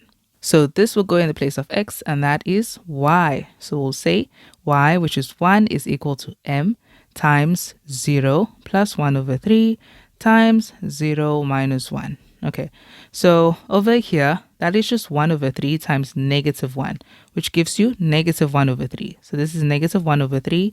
M is equal to 1. And then if you divide both hand sides by negative 1 over 3, or multiply both sides by negative 3, okay, to get rid of that in the denominator, you see that m is finally equal to negative 3. Okay, so we still have to make sure that we find n and k as well. So we can go ahead and take this negative 3 and substitute it into this equation that was almost complete. Okay, so that now becomes negative 3, and then we can distribute that. So y equals negative 3 multiplied by distribute. It's x squared minus x plus 1 over 3x, and then minus 1 over 3. So this simplifies to y equals negative 3 times x squared minus 2 over 3x minus 1 over 3. Okay, so it doesn't even matter that we have 3 in the denominators because these would multiply. And even though it doesn't matter, it is what it is. So the equation is, did they ask for a specific form? Not necessarily. So I'm just going to leave it as y equals negative 3x squared plus, and when that multiplies, it cancels out that 3 there. So positive 2x, and same thing, positive 1. And so now we can see that the value of m, which we already found was negative 3, n is 2, and lastly k is 1. And there we go. Those are the values of m, n, and k. Question 8.2 says, if it is further given that f of x is equal to this, okay, we need to determine the coordinates of the turning point. So how do we find the turning point of a cubic function? To find the turning point, we're really just using the idea that at the turning point, the gradient is equal to 0, because this is where it's neither increasing nor decreasing. So to find the gradient of this function, we derive it. So we say f prime of x is equal to, and let's derive, that will be negative 3x squared plus 2x plus 1. And then we set the gradient equal to 0. So 0 equals negative 3x squared plus 2x plus 1. Okay, so you can just choose to take everything over to make it positive. So that's just 3x squared minus 2x minus 1 equals 0. Okay, so now we just need to factorize this, and you can use any method that you are comfortable with. So I'll just go ahead and use the cross method here. Factors of 3x squared, 3 is a prime number, so it's just 3x and x. Factors of 1, it's just 1 and 1. And now we just need to see how this should be put. This needs to be negative, so one of these ones should be negative. So I'll go ahead and give the 1 to the factor that I can see will become bigger when we cross multiply. So that's going to be minus 1 and positive 3. Okay, so let's just test to make sure that it gives us our middle term. So 3 times negative 1 is negative 3x, right? And then x times positive 1 is positive x. And that indeed gives us negative 2x. And that is the middle term. Okay, so our factors are 3x plus 1 and x minus 1. Okay, this is what we have. And now we can just solve for x here. Solving for x here, you'll say 3x and then plus 1 equals 0. Transpose the 1 to get negative 1 and then divide both hand sides by 3. So here x equals negative 1 over 3, or x equals, transpose the negative 1 and you get positive 1. So these are the x values of the turning point. All we have to do is take them and substitute them into the equation to get the y value. Okay, so we're just going to say f of negative 1 over 3 and find out what that would be. And when we substitute, we get 49 over 27. Okay, so that's the first one. And then the second one, let's go ahead and find that. Okay, and the second one is f of 1. So let's substitute that. And when we substitute 1, we get 3. So our turning points are simply just -1/3 and 49/27 and 1 and 3. And those are our turning points. And that is our answer. Moving on to the next question.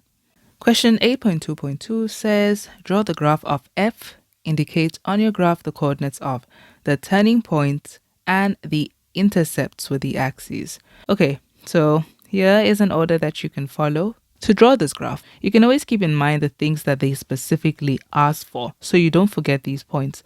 They want to see the turning point and they want to see the intercepts, the x and the y intercept. So to draw this graph, we're first going to look for the shape of the graph, okay, to see what kind of shape it gives. Now, seen from this question where they gave us the graph of f, we can see that the value of a in ax cubed is negative.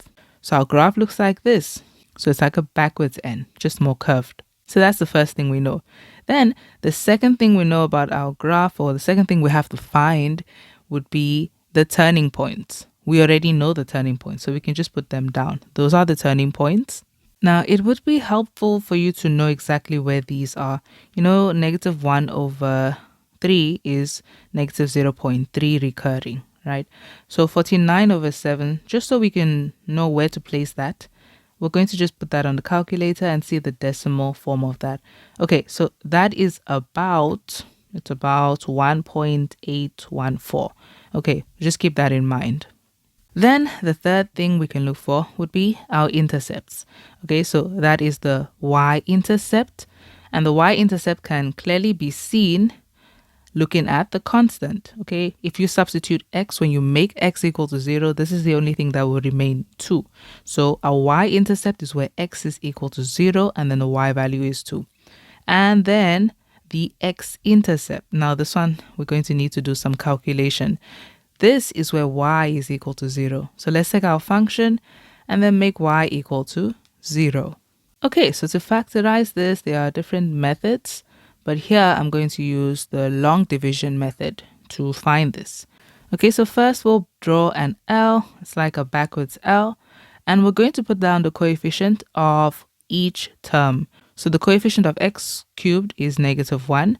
And then the coefficient of x squared is +1, which is 1. And then of x is 1. And then the constant is 2.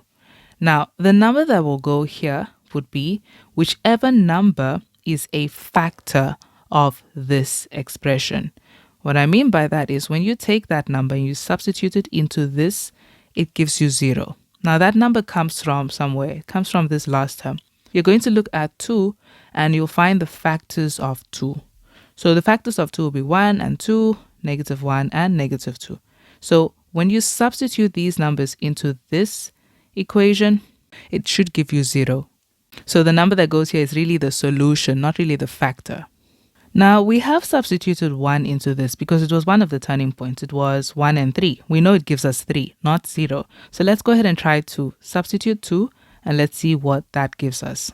And when we substitute 2, it gives us 0. Okay, so that works out. So since f of 2 was equal to 0, then it means that 2 is a solution. So 2 is a solution. But what this would mean is that x minus 2 is one of the factors of this expression, okay, of this cubic function. So what that means is once you find the other ones, once you factorize them, then this is going to be one of the factors. It's this times whatever will be here and times whatever will be here is equal to 0. Okay, so this is a factor. Okay, so we now know the number to put here, and here's the long division method. First, we'll pull down this number here. Okay, it's still -1. And then we'll say -1 multiplied by 2, which gives us -2. And we put that here. And then we say -2. And this is a +1. So that's -2 plus 1, which gives you -1.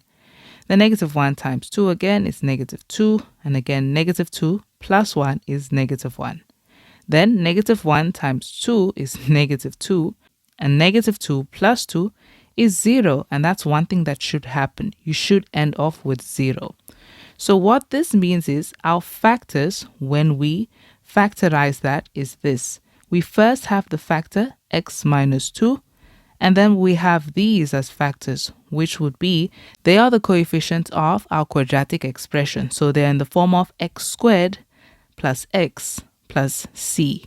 So this is going to be negative x squared minus x minus 1, and then is equal to 0. And we would have to solve for x in this equation.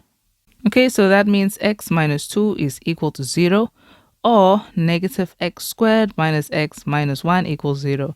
Okay, so here x equals 2. And here, if you multiply both hand sides by negative 1 to get rid of that negative, this is going to be x squared plus x plus 1, which cannot factorize. You can't factorize this because even if you opened up two brackets and you said x times x gives us x squared, you see the factors here would be 1 and 1. There's no way that all of these are positive and then they give you a positive x in the middle, because once you say x times 1, that gives you x, and then x times 1, that also gives you x. That's 2x. So we can't factorize that. You would have to use the quadratic formula, but it's best to check if it actually has any solutions. So you can do that by testing it using the discriminant. So discriminant is equal to b squared minus 4ac, and then we can just test it out. So that's going to be, the b value is 1. 1 squared minus 4 times the a value times the c value of 1. Okay, so 1 minus 4 is negative 3. There's the problem. Our discriminant is less than 0. You're going to have non-real solutions when your discriminant is negative. Okay, so there's no solution here. Okay, so that's something that you can just do on the calculator. So here we will say there are no solutions. Okay, no solution. And the only x-intercept we have is 2 and 0. Okay, let's go ahead and sketch our graph. So we can start off by drawing our x and y axis. And now, okay, that's our y, that's our x. And we can just focus on putting down the important points, really. Okay, so first start with your turning points. That is going to be about negative 0.3 and 1.8. So let's just find out where that is here. Negative 0.3, okay, it's the x value, so it's on this side, and then 1.8 will go up, okay. And once you have that down, make sure you write the coordinates of that point, okay. Now, it's important to make sure that you're going to write all the other points relative to this position. So based on how it relates to that, okay. So the next point we'll write is the other turning points 1 and 3. So if we were here, we go 1 and then 3 units up. Okay, so that's roughly here. 1 and 3. And then our other points. Now we have a y-intercept of 0 and 2. And we have an x-intercept of 2 and 0. So 0 and 2 is about here. Okay, so we have that. And you can just say 2. So we know, okay, it's a y-intercept of 2. And then an x-intercept of 2 and 0. So that's going to be about here. It's just past 1. Okay, so here. And now with all those points, you know that the graph looks like this. We already figured out the shape of the graph. So this graph is going to go like that, up, like that, and then down. Okay, I'll just draw those points properly. Okay, so that is what our graph will look like. And this is the graph of f. Okay, so that is it for question 8.2.2. And moving on to the next question. Question 8.3 says, points E and W are two variable points on f prime and are on the same horizontal line.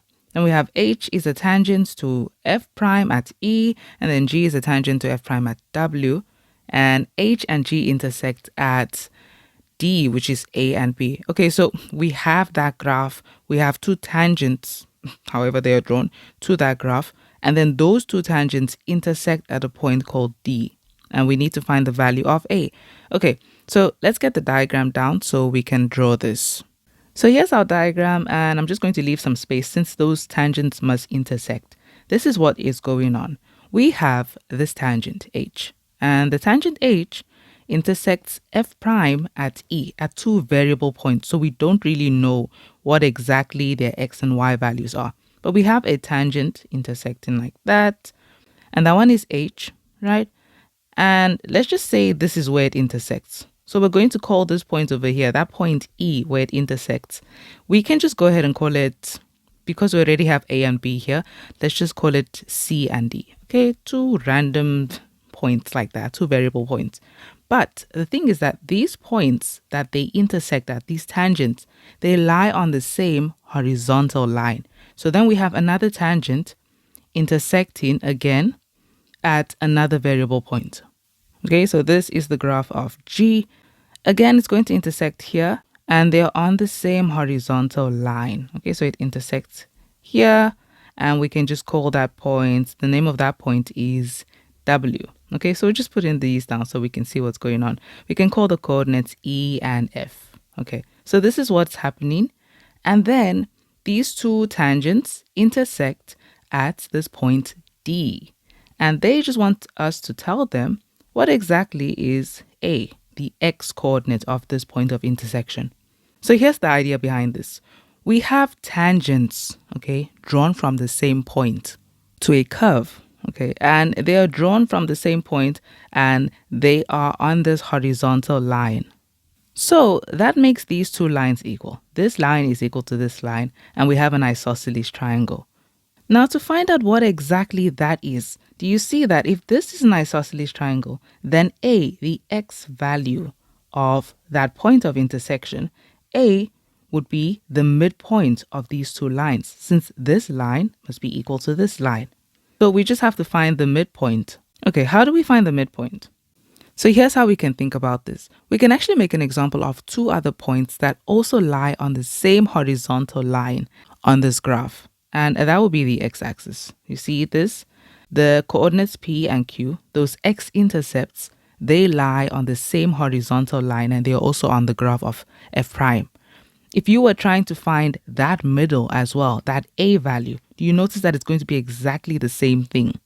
So if you ever draw a horizontal line at any point on this graph, you will notice that the middle of those 2 points would be that x value of the parabola's turning point.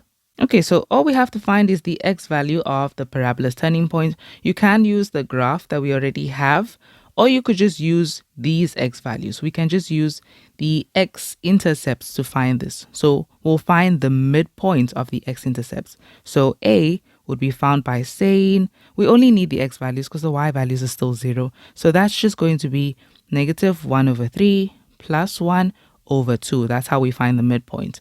And then we know that's going to be 2 over 3. And then that just, it's multiplied by a half. 2 and 2 would cancel. And now we can see that A is simply equal to 1 over 3. And that is our answer. Question 8.3.2 says, determine the value or values of B for which H and G will no longer be tangents to F prime. Okay, let's get this graph down so we can look at this. So currently these two graphs, H and G, they're tangents, right, to this parabola. But we need to ensure that there are no more tangents by telling them what the value of B should be for this to happen. Now, B is a y value, okay? It's a y value of this point D, meaning depending on how we move this, okay, whether we're going to shift it up or down, that shift in that point is going to affect the graphs. These graphs should still intersect at that point. So let's look at it. Let us consider an upshift, okay? Okay, so if we moved it up, and honestly, the best way to explain this would be with an animation. I just want to show you guys something here with this. You see, we need to ensure that everything that they stated about these 2 points are still true. So we could think about directly picking these graphs up and actually shifting them up. But please remember this, that they said points E and W are 2 variable points on F prime. So they still have to be on the graph of F prime and on the same horizontal line.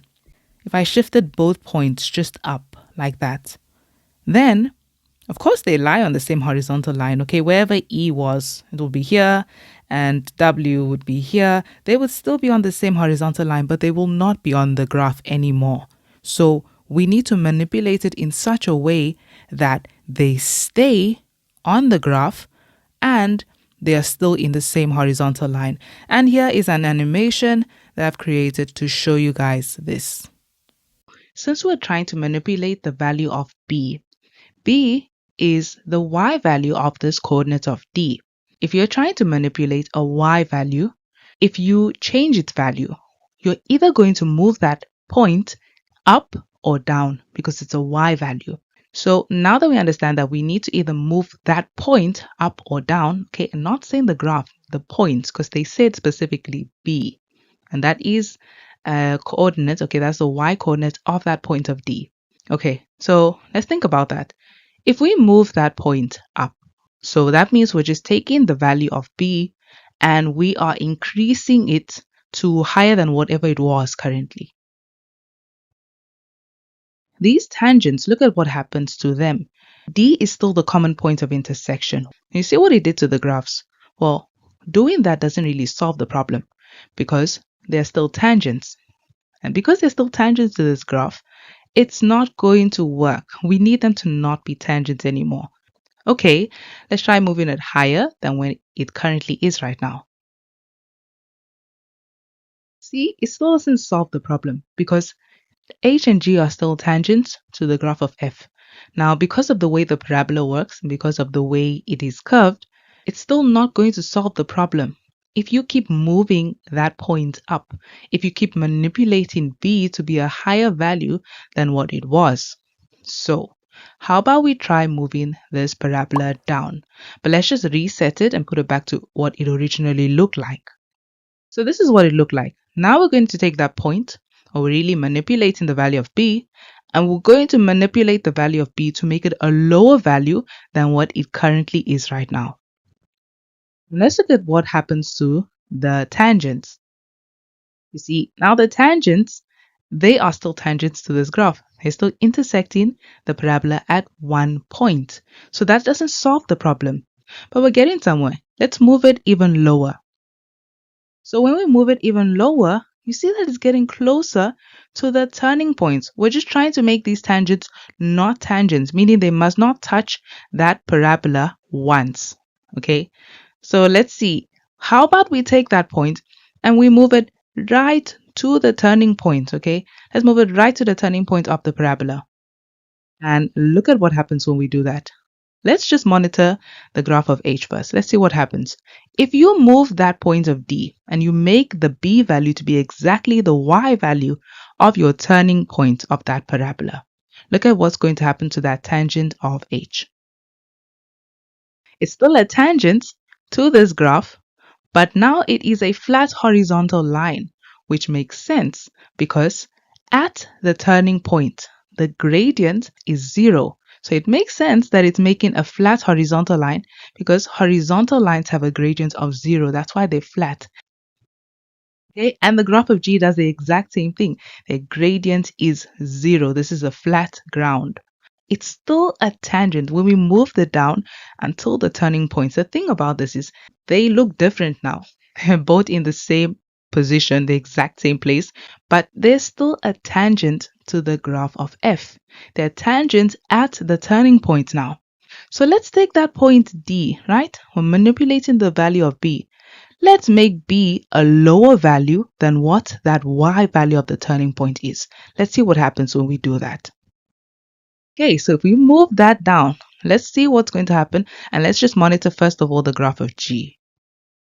So remember, they are going to move at the same time, but I'm just moving it one by one so that you can see what's happening.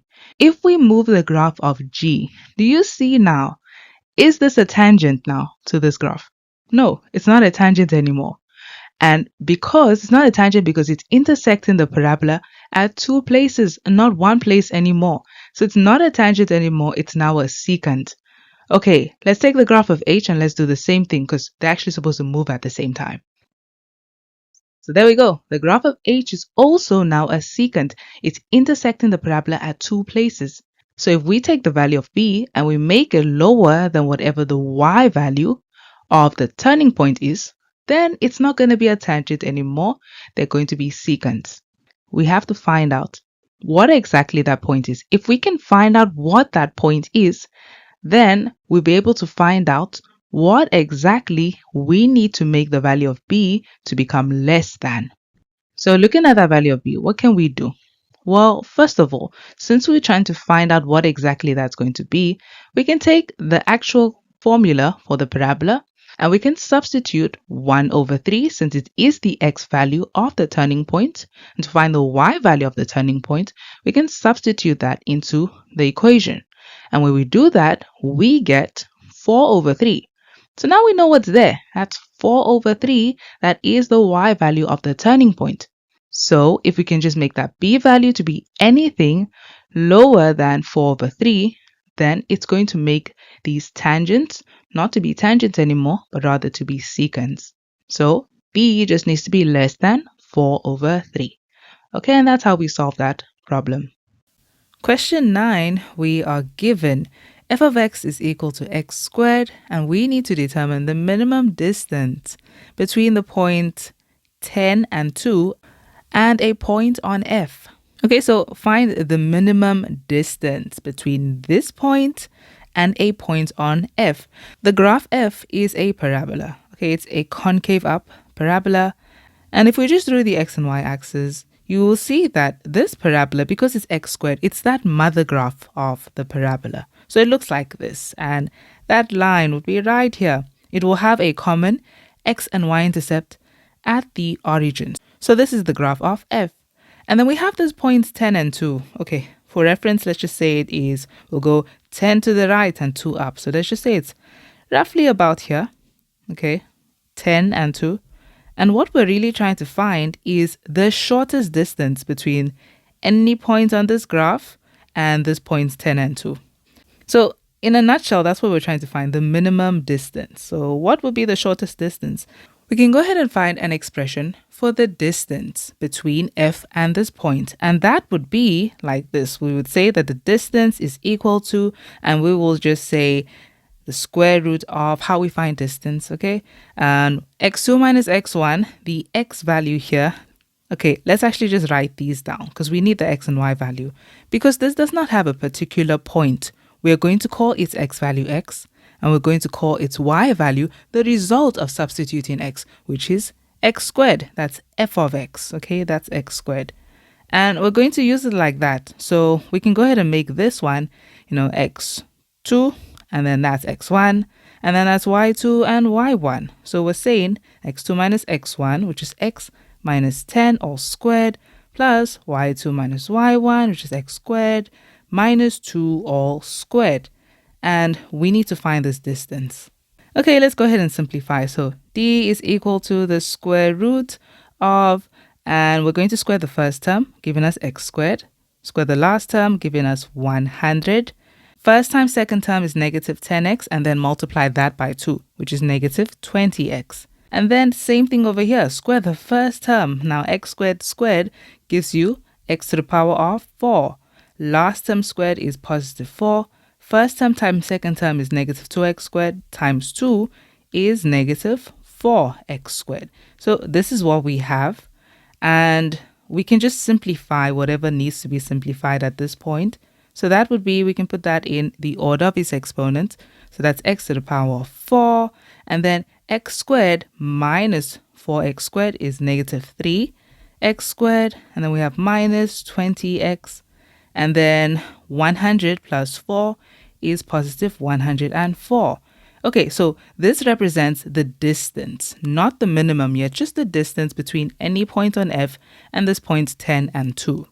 Now, since we are trying to find the minimum distance, right, we can just find out at which x value will we have the lowest y value. Okay, that's really what we're doing with optimization.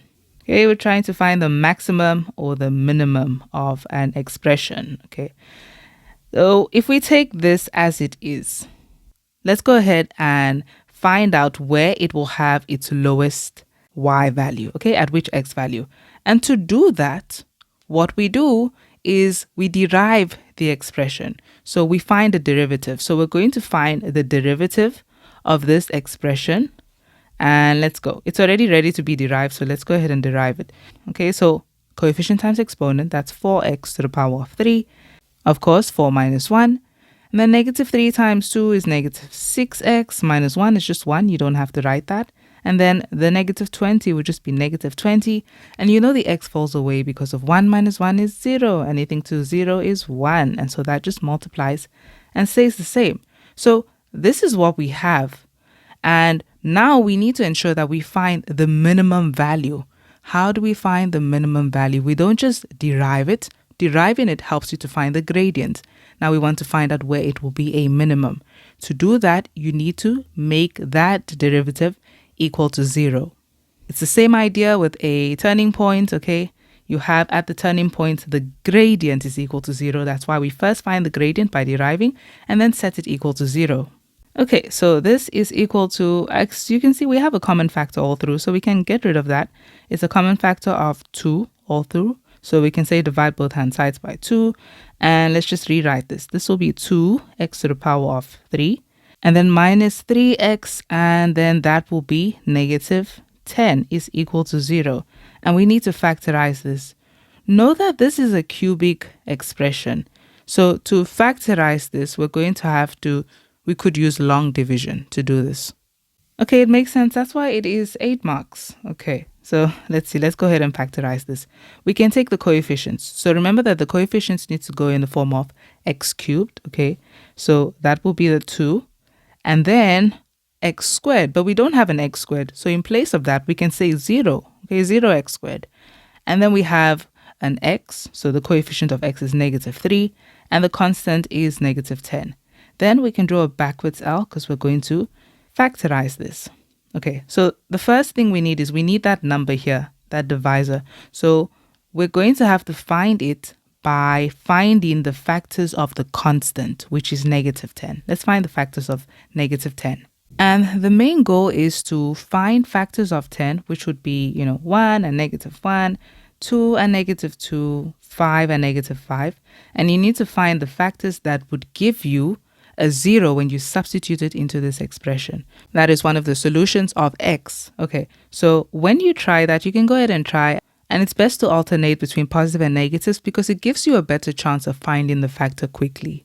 Okay, so when you try that, you will notice that 2 will work. Okay, so 2 will work. It will give you 0. And so we know that 2 is one of the solutions. And so we'll put that here. That would be what we keep multiplying to these, okay, to find the answer.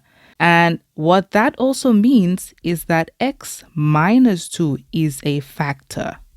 Okay, so how we find what we are multiplying by, what the other factor is, we're going to drag 2 down first, this 2. And then we'll say 2 multiplied by 2, which gives us 4. 4 plus 0 or minus 0, still 4. 4 times 2 is 8. 8 minus 3 is 5. 5 times 2 is 10. And 10 minus 10 is 0. You should always end at 0. And that's how you know your factors are correct. So factorizing this expression gives us x minus 2 and then this. Now, these are the coefficients of our quadratic expression, which is in the form of x squared, x, and our constant. So what we'll have here is 2x squared plus 4x plus 5. Notice they're all positive. Okay, so this is what we have, and let's factorize where possible. So we're saying that x minus 2 is either equal to 0 or 2x squared plus 4x plus 5 is equal to 0. Now, this already looks funny because if I say 2x times x, try to cross factorize, 5 is already a prime number. It only has 2 factors. So it's either just 5 and 1 or 1 and 5. And it's all going to be positive. There's no way this is going to give you a 4 in the middle. So what we can do is just use the discriminant. We're going to find out whether this can actually give us factors or not, whether they are real solutions to this equation. So b squared minus 4ac, and then we'll check what that discriminant is. So that's going to be b squared is 4, so 4 squared minus 4ac, 4 times a, which is 2, and c, which is 5. Okay, so you see why that will not work? This has no solutions. So the minute you see the factors are not working, you need to check whether it can be factorized. So this part has no solutions, and that just leaves us with one solution, x equals 2. Great. Now we know for what x value we will have a minimum distance. But the question specifically is, determine the minimum distance between those points. So we just found the x value at which it is a minimum, but we need to find the actual minimum distance. So we'll take x is equal to 2, and we need to substitute it into our distance formula, which is this over here. So distance is equal to, and we'll substitute 2 in place of x.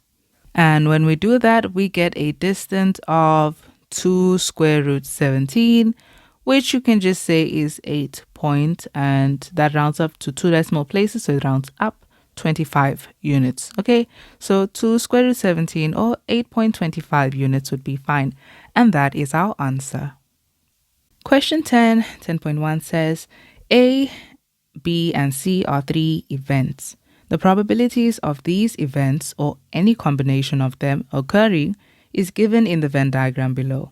And 10.1.1 says, if it is given that the probability that at least one of these events will occur is this, okay, 0.893, calculate the value of y, the probability that none of the events will occur. Okay, if it is given that this is the probability that at least one of the events will occur, what is the value of y if that is the probability that none will occur? So this would include every single number here. It will be every number, because all of these numbers represent the probabilities of A or B or C occurring, and of course combinations of them. So to find this, because this has been written in decimal form, it actually helps to find it. To find y, you're going to have to take the probability of everything in this Venn diagram occurring. And if you added every single thing up, like if you had x and you had y, they should add up to 1, because they make up 100% of all the probabilities that we have here. So they add up to 1 as a decimal. And we will say 1 minus the probability that at least 1 occurs. That would represent everything, every number that we have in these circles. So what that really means is, you see this number 0.893, it represents everything added up together, because these would be the probability that at least one event occurs. Okay, how many events occur here? 1. That was the event A. That's the only thing that occurs there. How many events occur here? 2 events, that is A and C, excluding B.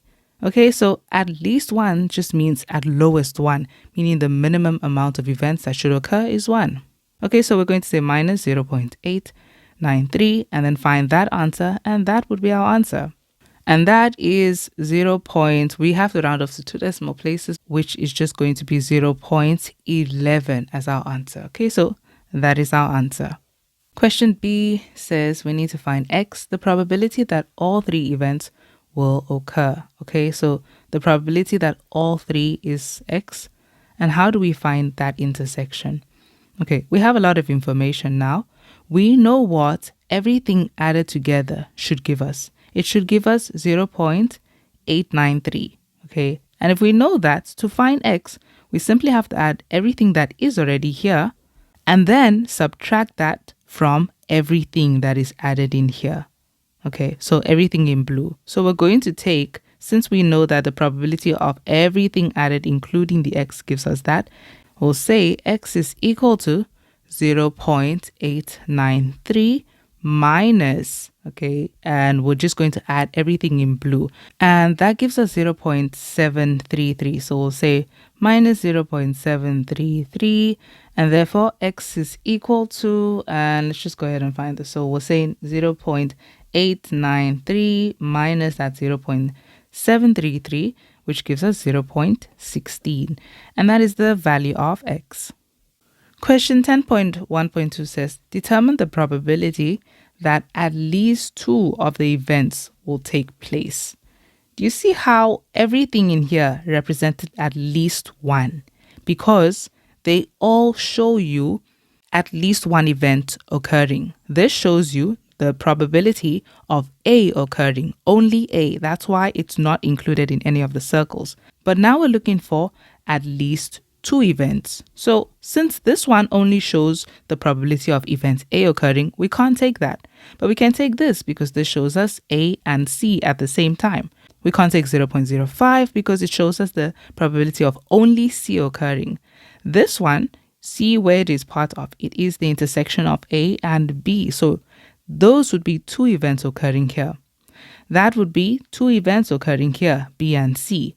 And the middle would be exactly three events. The question is at least two, meaning the minimum amount of events that should occur should be two. So you're allowed to take the probabilities where you see two or more events occurring. And that's why we're going to take all of these four and add them up together. Remember that this is 0.16 now. Okay, so let's add them together. Okay, so that gives us 0.61. Okay, so the probability of at least two events occurring would be 0.61, and that is our answer. Question 10.1.3 says, are events B and C independent? Justify your answer. Okay, so for them to be independent, here's the thing about independent events.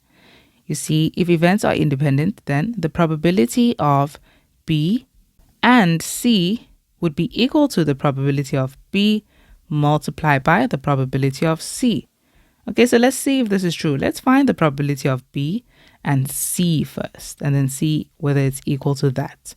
Okay, so the probability of B and C, you're looking for the intersection of circles B and C. So that would be B and C. The intersection is over here. So you're taking everything in here, meaning 0.16 plus 0.2. Okay, and you see that that's going to be 0.36. Okay, so when we add them together, they give us, you can say 0.16 plus 0.2 equals 0.36. And then we're going to find the probability of B multiplied by the probability of C. Okay, so the probability of B is made up of the entire circle of B. So you're going to take everything in B, add that up together, and you're going to multiply it with everything in C. So let's add up everything in B. And that gives us 0.643. Okay, so that's 0.643, and we're going to multiply it by probability of C. Okay, multiply by, we'll take everything in C. So take everything here and add it up together. And then that gives us 0.56. Okay, so that is multiplied by 0.56. And let's go ahead and see what that gives us. It's equal to 0.3600. But of course, if you just round off to these two decimal places, it's still 0.6. So since they're exactly the same, since the probability of B and C is equal to the probability of B multiplied by the probability of C, this concludes that events B and C are independent events. Okay, so events B and C are independent, and that is our answer. Question 10.2 says, a 4-digit code is required to open a combination lock. The lock must be even numbered and may not contain the digits 0 and 1. Digits may not be repeated. Okay, let's go ahead and just create a little combination lock so that we can see which numbers we're allowed to use. Okay, so here is our little numbers pad here. Now, what they tell us already, we know, yes, the code itself must be even numbered, but the code cannot contain digits that are either 0 and 1. So that's already removed. So we're going to cancel 0 and 1. We cannot use any of those numbers. Okay, so we are down to these 8 numbers that we can use. Okay, it's a 4-digit code, so 1, 2, 3, 4. We have 4 numbers. So now that we have removed that restriction, we can look at the fact that they say the code must be even numbered. How do you make a number even? To make a number even, manipulate the last number. The last number should be a number that is divisible by 2. So that would mean that the number that we can use here, the numbers that we can use here would be numbers like 2, we can use 4, we can use 6, 8, and already 0 is out of the question, so we can't really use 0 since they said it cannot contain digits 0 or 1. So these are the numbers we are allowed to use here. We are allowed to use a total of 4 numbers. Okay, now we can look at the rest of the code. Let's look at the first digit. There were not any other restrictions other than, you can't use 1 and 0, and also it may not be repeated. So with the first digit, the total amount of numbers we were going to be able to use here would have been these 8 numbers that you are allowed to use. But we are saying that we have already placed the digit here. We're considering that if one digit was used here, then you're down to how many numbers that you can use in this position here. You're down to 7 numbers that you can use here because 1 has been used here. Okay, now in the second digit, how many numbers can we use here? We can use 6 numbers. Okay, no repetition is allowed. And in the third, we can use 5 numbers. So we would find the total codes by saying 7 times 6 times 5 times 4. And let's go ahead and find out what that would give us. So that is a total of 840 codes. That is the amount of codes we would be able to make. And that is our answer. Question 10.2.2 says, calculate the probability that you will open the lock at the first attempt if it is given that the code is greater than 5,000 and the third digit is 2. Okay, so we are still using these above parameters, but now they're just adding something. So let's go ahead and look at this. So leaving the keypad on the side, let's look at what they want. They are saying, so we still have these restrictions, right? It still needs to end with an even number, but now the code has to be greater than 5,000.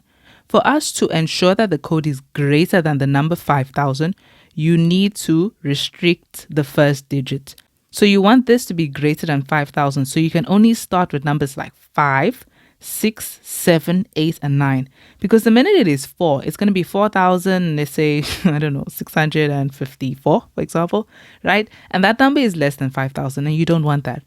And I notice I'm putting these on the bottom. Really, we can put the selections that we have on the top and then the amount of choices we have on the bottom.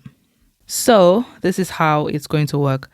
We are allowed to use the number 5, 6, 7, 8, and 9. Okay, we're allowed to use these numbers. We're just looking at it briefly. And then they said that the third digit is 2. So this is another limitation they are putting. This has to be 2. There's no two ways about it. We can't really change that. It must be 2. So you only already have one choice for this. So you can only have one option, which is 2. And then lastly, remember that this last number, it needs to be even so that the code is still an even number. So the numbers we were allowed to use previously we were allowed to use 2, 4, 6, and 8. But you see that if this is 2 and we're not allowed to repeat, then we can't have 2 at the end, okay? There will not be any scenario where we'll say, let's say we have 2 at the end. It's just not possible anymore since the third digit must be 2. So we are only allowed to use 4, 6, and 8. Now let's look at this. Okay, so looking at this, there are some, what I would call contradictions, okay? So this cannot really, there's some places where the code would not be possible. And here's the problem. Remember that we cannot repeat. If we ever have a situation where we started with 6, for example, we would also end with 6, and then that will be a problem. So we need to clear up those contradictions. So we're going to have to find them separately. So we're still allowed to use these numbers, but let's just find the ones that would cause some contradictions separately. So let's say we ended with this, right? 4, 6, and 8. Then that means we would be allowed to start with the numbers 5, 7, and 9. Okay, so let's go ahead and put that down here. So this will be the first selection. We can use 5, 7, and 9. But if we start with this, then we must end with 4, 6, or 8. You're allowed to use any of these. And then the third term must be a 2. So let's look at the total outcomes we can get from this. Here, because we're allowed to use 5, 7, and 9, you have 3 options. And then here, it's a 2, so you're just always going to have one option there. And here, you'd be able to use these 3 options. So how many would we have to use here? Okay, remember that the total amount of numbers we're allowed to use are 8 numbers. But now we're saying out of these 3 numbers, 5, 7, and 9, one of them would be placed down, meaning you cannot repeat it here. Okay, so that brings you down to 7 options. Then out of, 2 is placed down. So you're also not allowed to use 2, meaning you're down to 6 options. and then another number was placed down. Out of 4, 6, and 8, one of it was placed down. You're not allowed to use any of those either. So now you're down to 5. So that's how we will find the first one, considering that we start with 5, 7, and 9. Let's look at the second way that this can be looked at. So we have dealt with the situation where we start with 5, 7, and 9. What if we were allowed to start with either 6 or 8? Now, because 6 and 8 are both here, let's look at them separately. If we start with 6, then we cannot end with 6, so we must end with 4 or 8. Okay, and then again, this one, you can only use 2 there. And then again, we'll have to consider that. So here, you're allowed to use this one option, 6. You're allowed to use these 2 options, either 4 or 8. Here, you're only allowed to use 2, so you have one option there. And then here again, because it is just the third number, now we are considering that 3 other numbers have already been placed down. 3 other digits have been placed down. You're again allowed to use 5 digits. Okay, and then lastly, we need to consider if we start with 8. So now looking at the third one, we can start with 8, and then you would be allowed to end with 6 or 4. Let's say 4 or 6. And then if we're allowed to start with 8, we have one option of a number we can use here. And here we have 2 options that we can use here. Again, you're only allowed to use 2 here. So you have one option here. And here, 3 numbers have already been placed down. So again, you're down to 5 options. Okay, so that's how we would find this. We would simply say 3 multiplied by 5 times 1 times 3. That is the first set of codes we'll be allowed to use. Or we're allowed to use this selection. So that would be added to this selection of codes, which is 1 times 5 times 1 times 2. And they're really the same thing, but yeah, you might as well just add it. It's fine. 1 times 5 times 1 times 2, and that would give us our answer. Okay, and I decided to just put 2 in front of it because we're going to add it twice either ways. So this gives a total of 65 codes we can make with this current restriction. Now, the main question is we need to specifically calculate the probability that we will open the code at the first attempt. Okay, so the probability, meaning take that and put it over the total, codes that can be created. The total codes we can find was found in question 1 because they gave those restrictions and they just asked how many possible 4-digit combinations can be used. Okay, so that will be the total number of codes that we can use. So to find the probability, we say 65 over 840, and let's just find out what this gives us. Okay, so I'm going to leave it as a fraction, which is 13 over 168. That would be the probability that we would open it on the first try. You can, of course, also put that as a decimal or a percentage, and that is our answer. Okay, so that is it for this paper, and I hope you guys enjoyed this. Hope to see you guys in the future videos.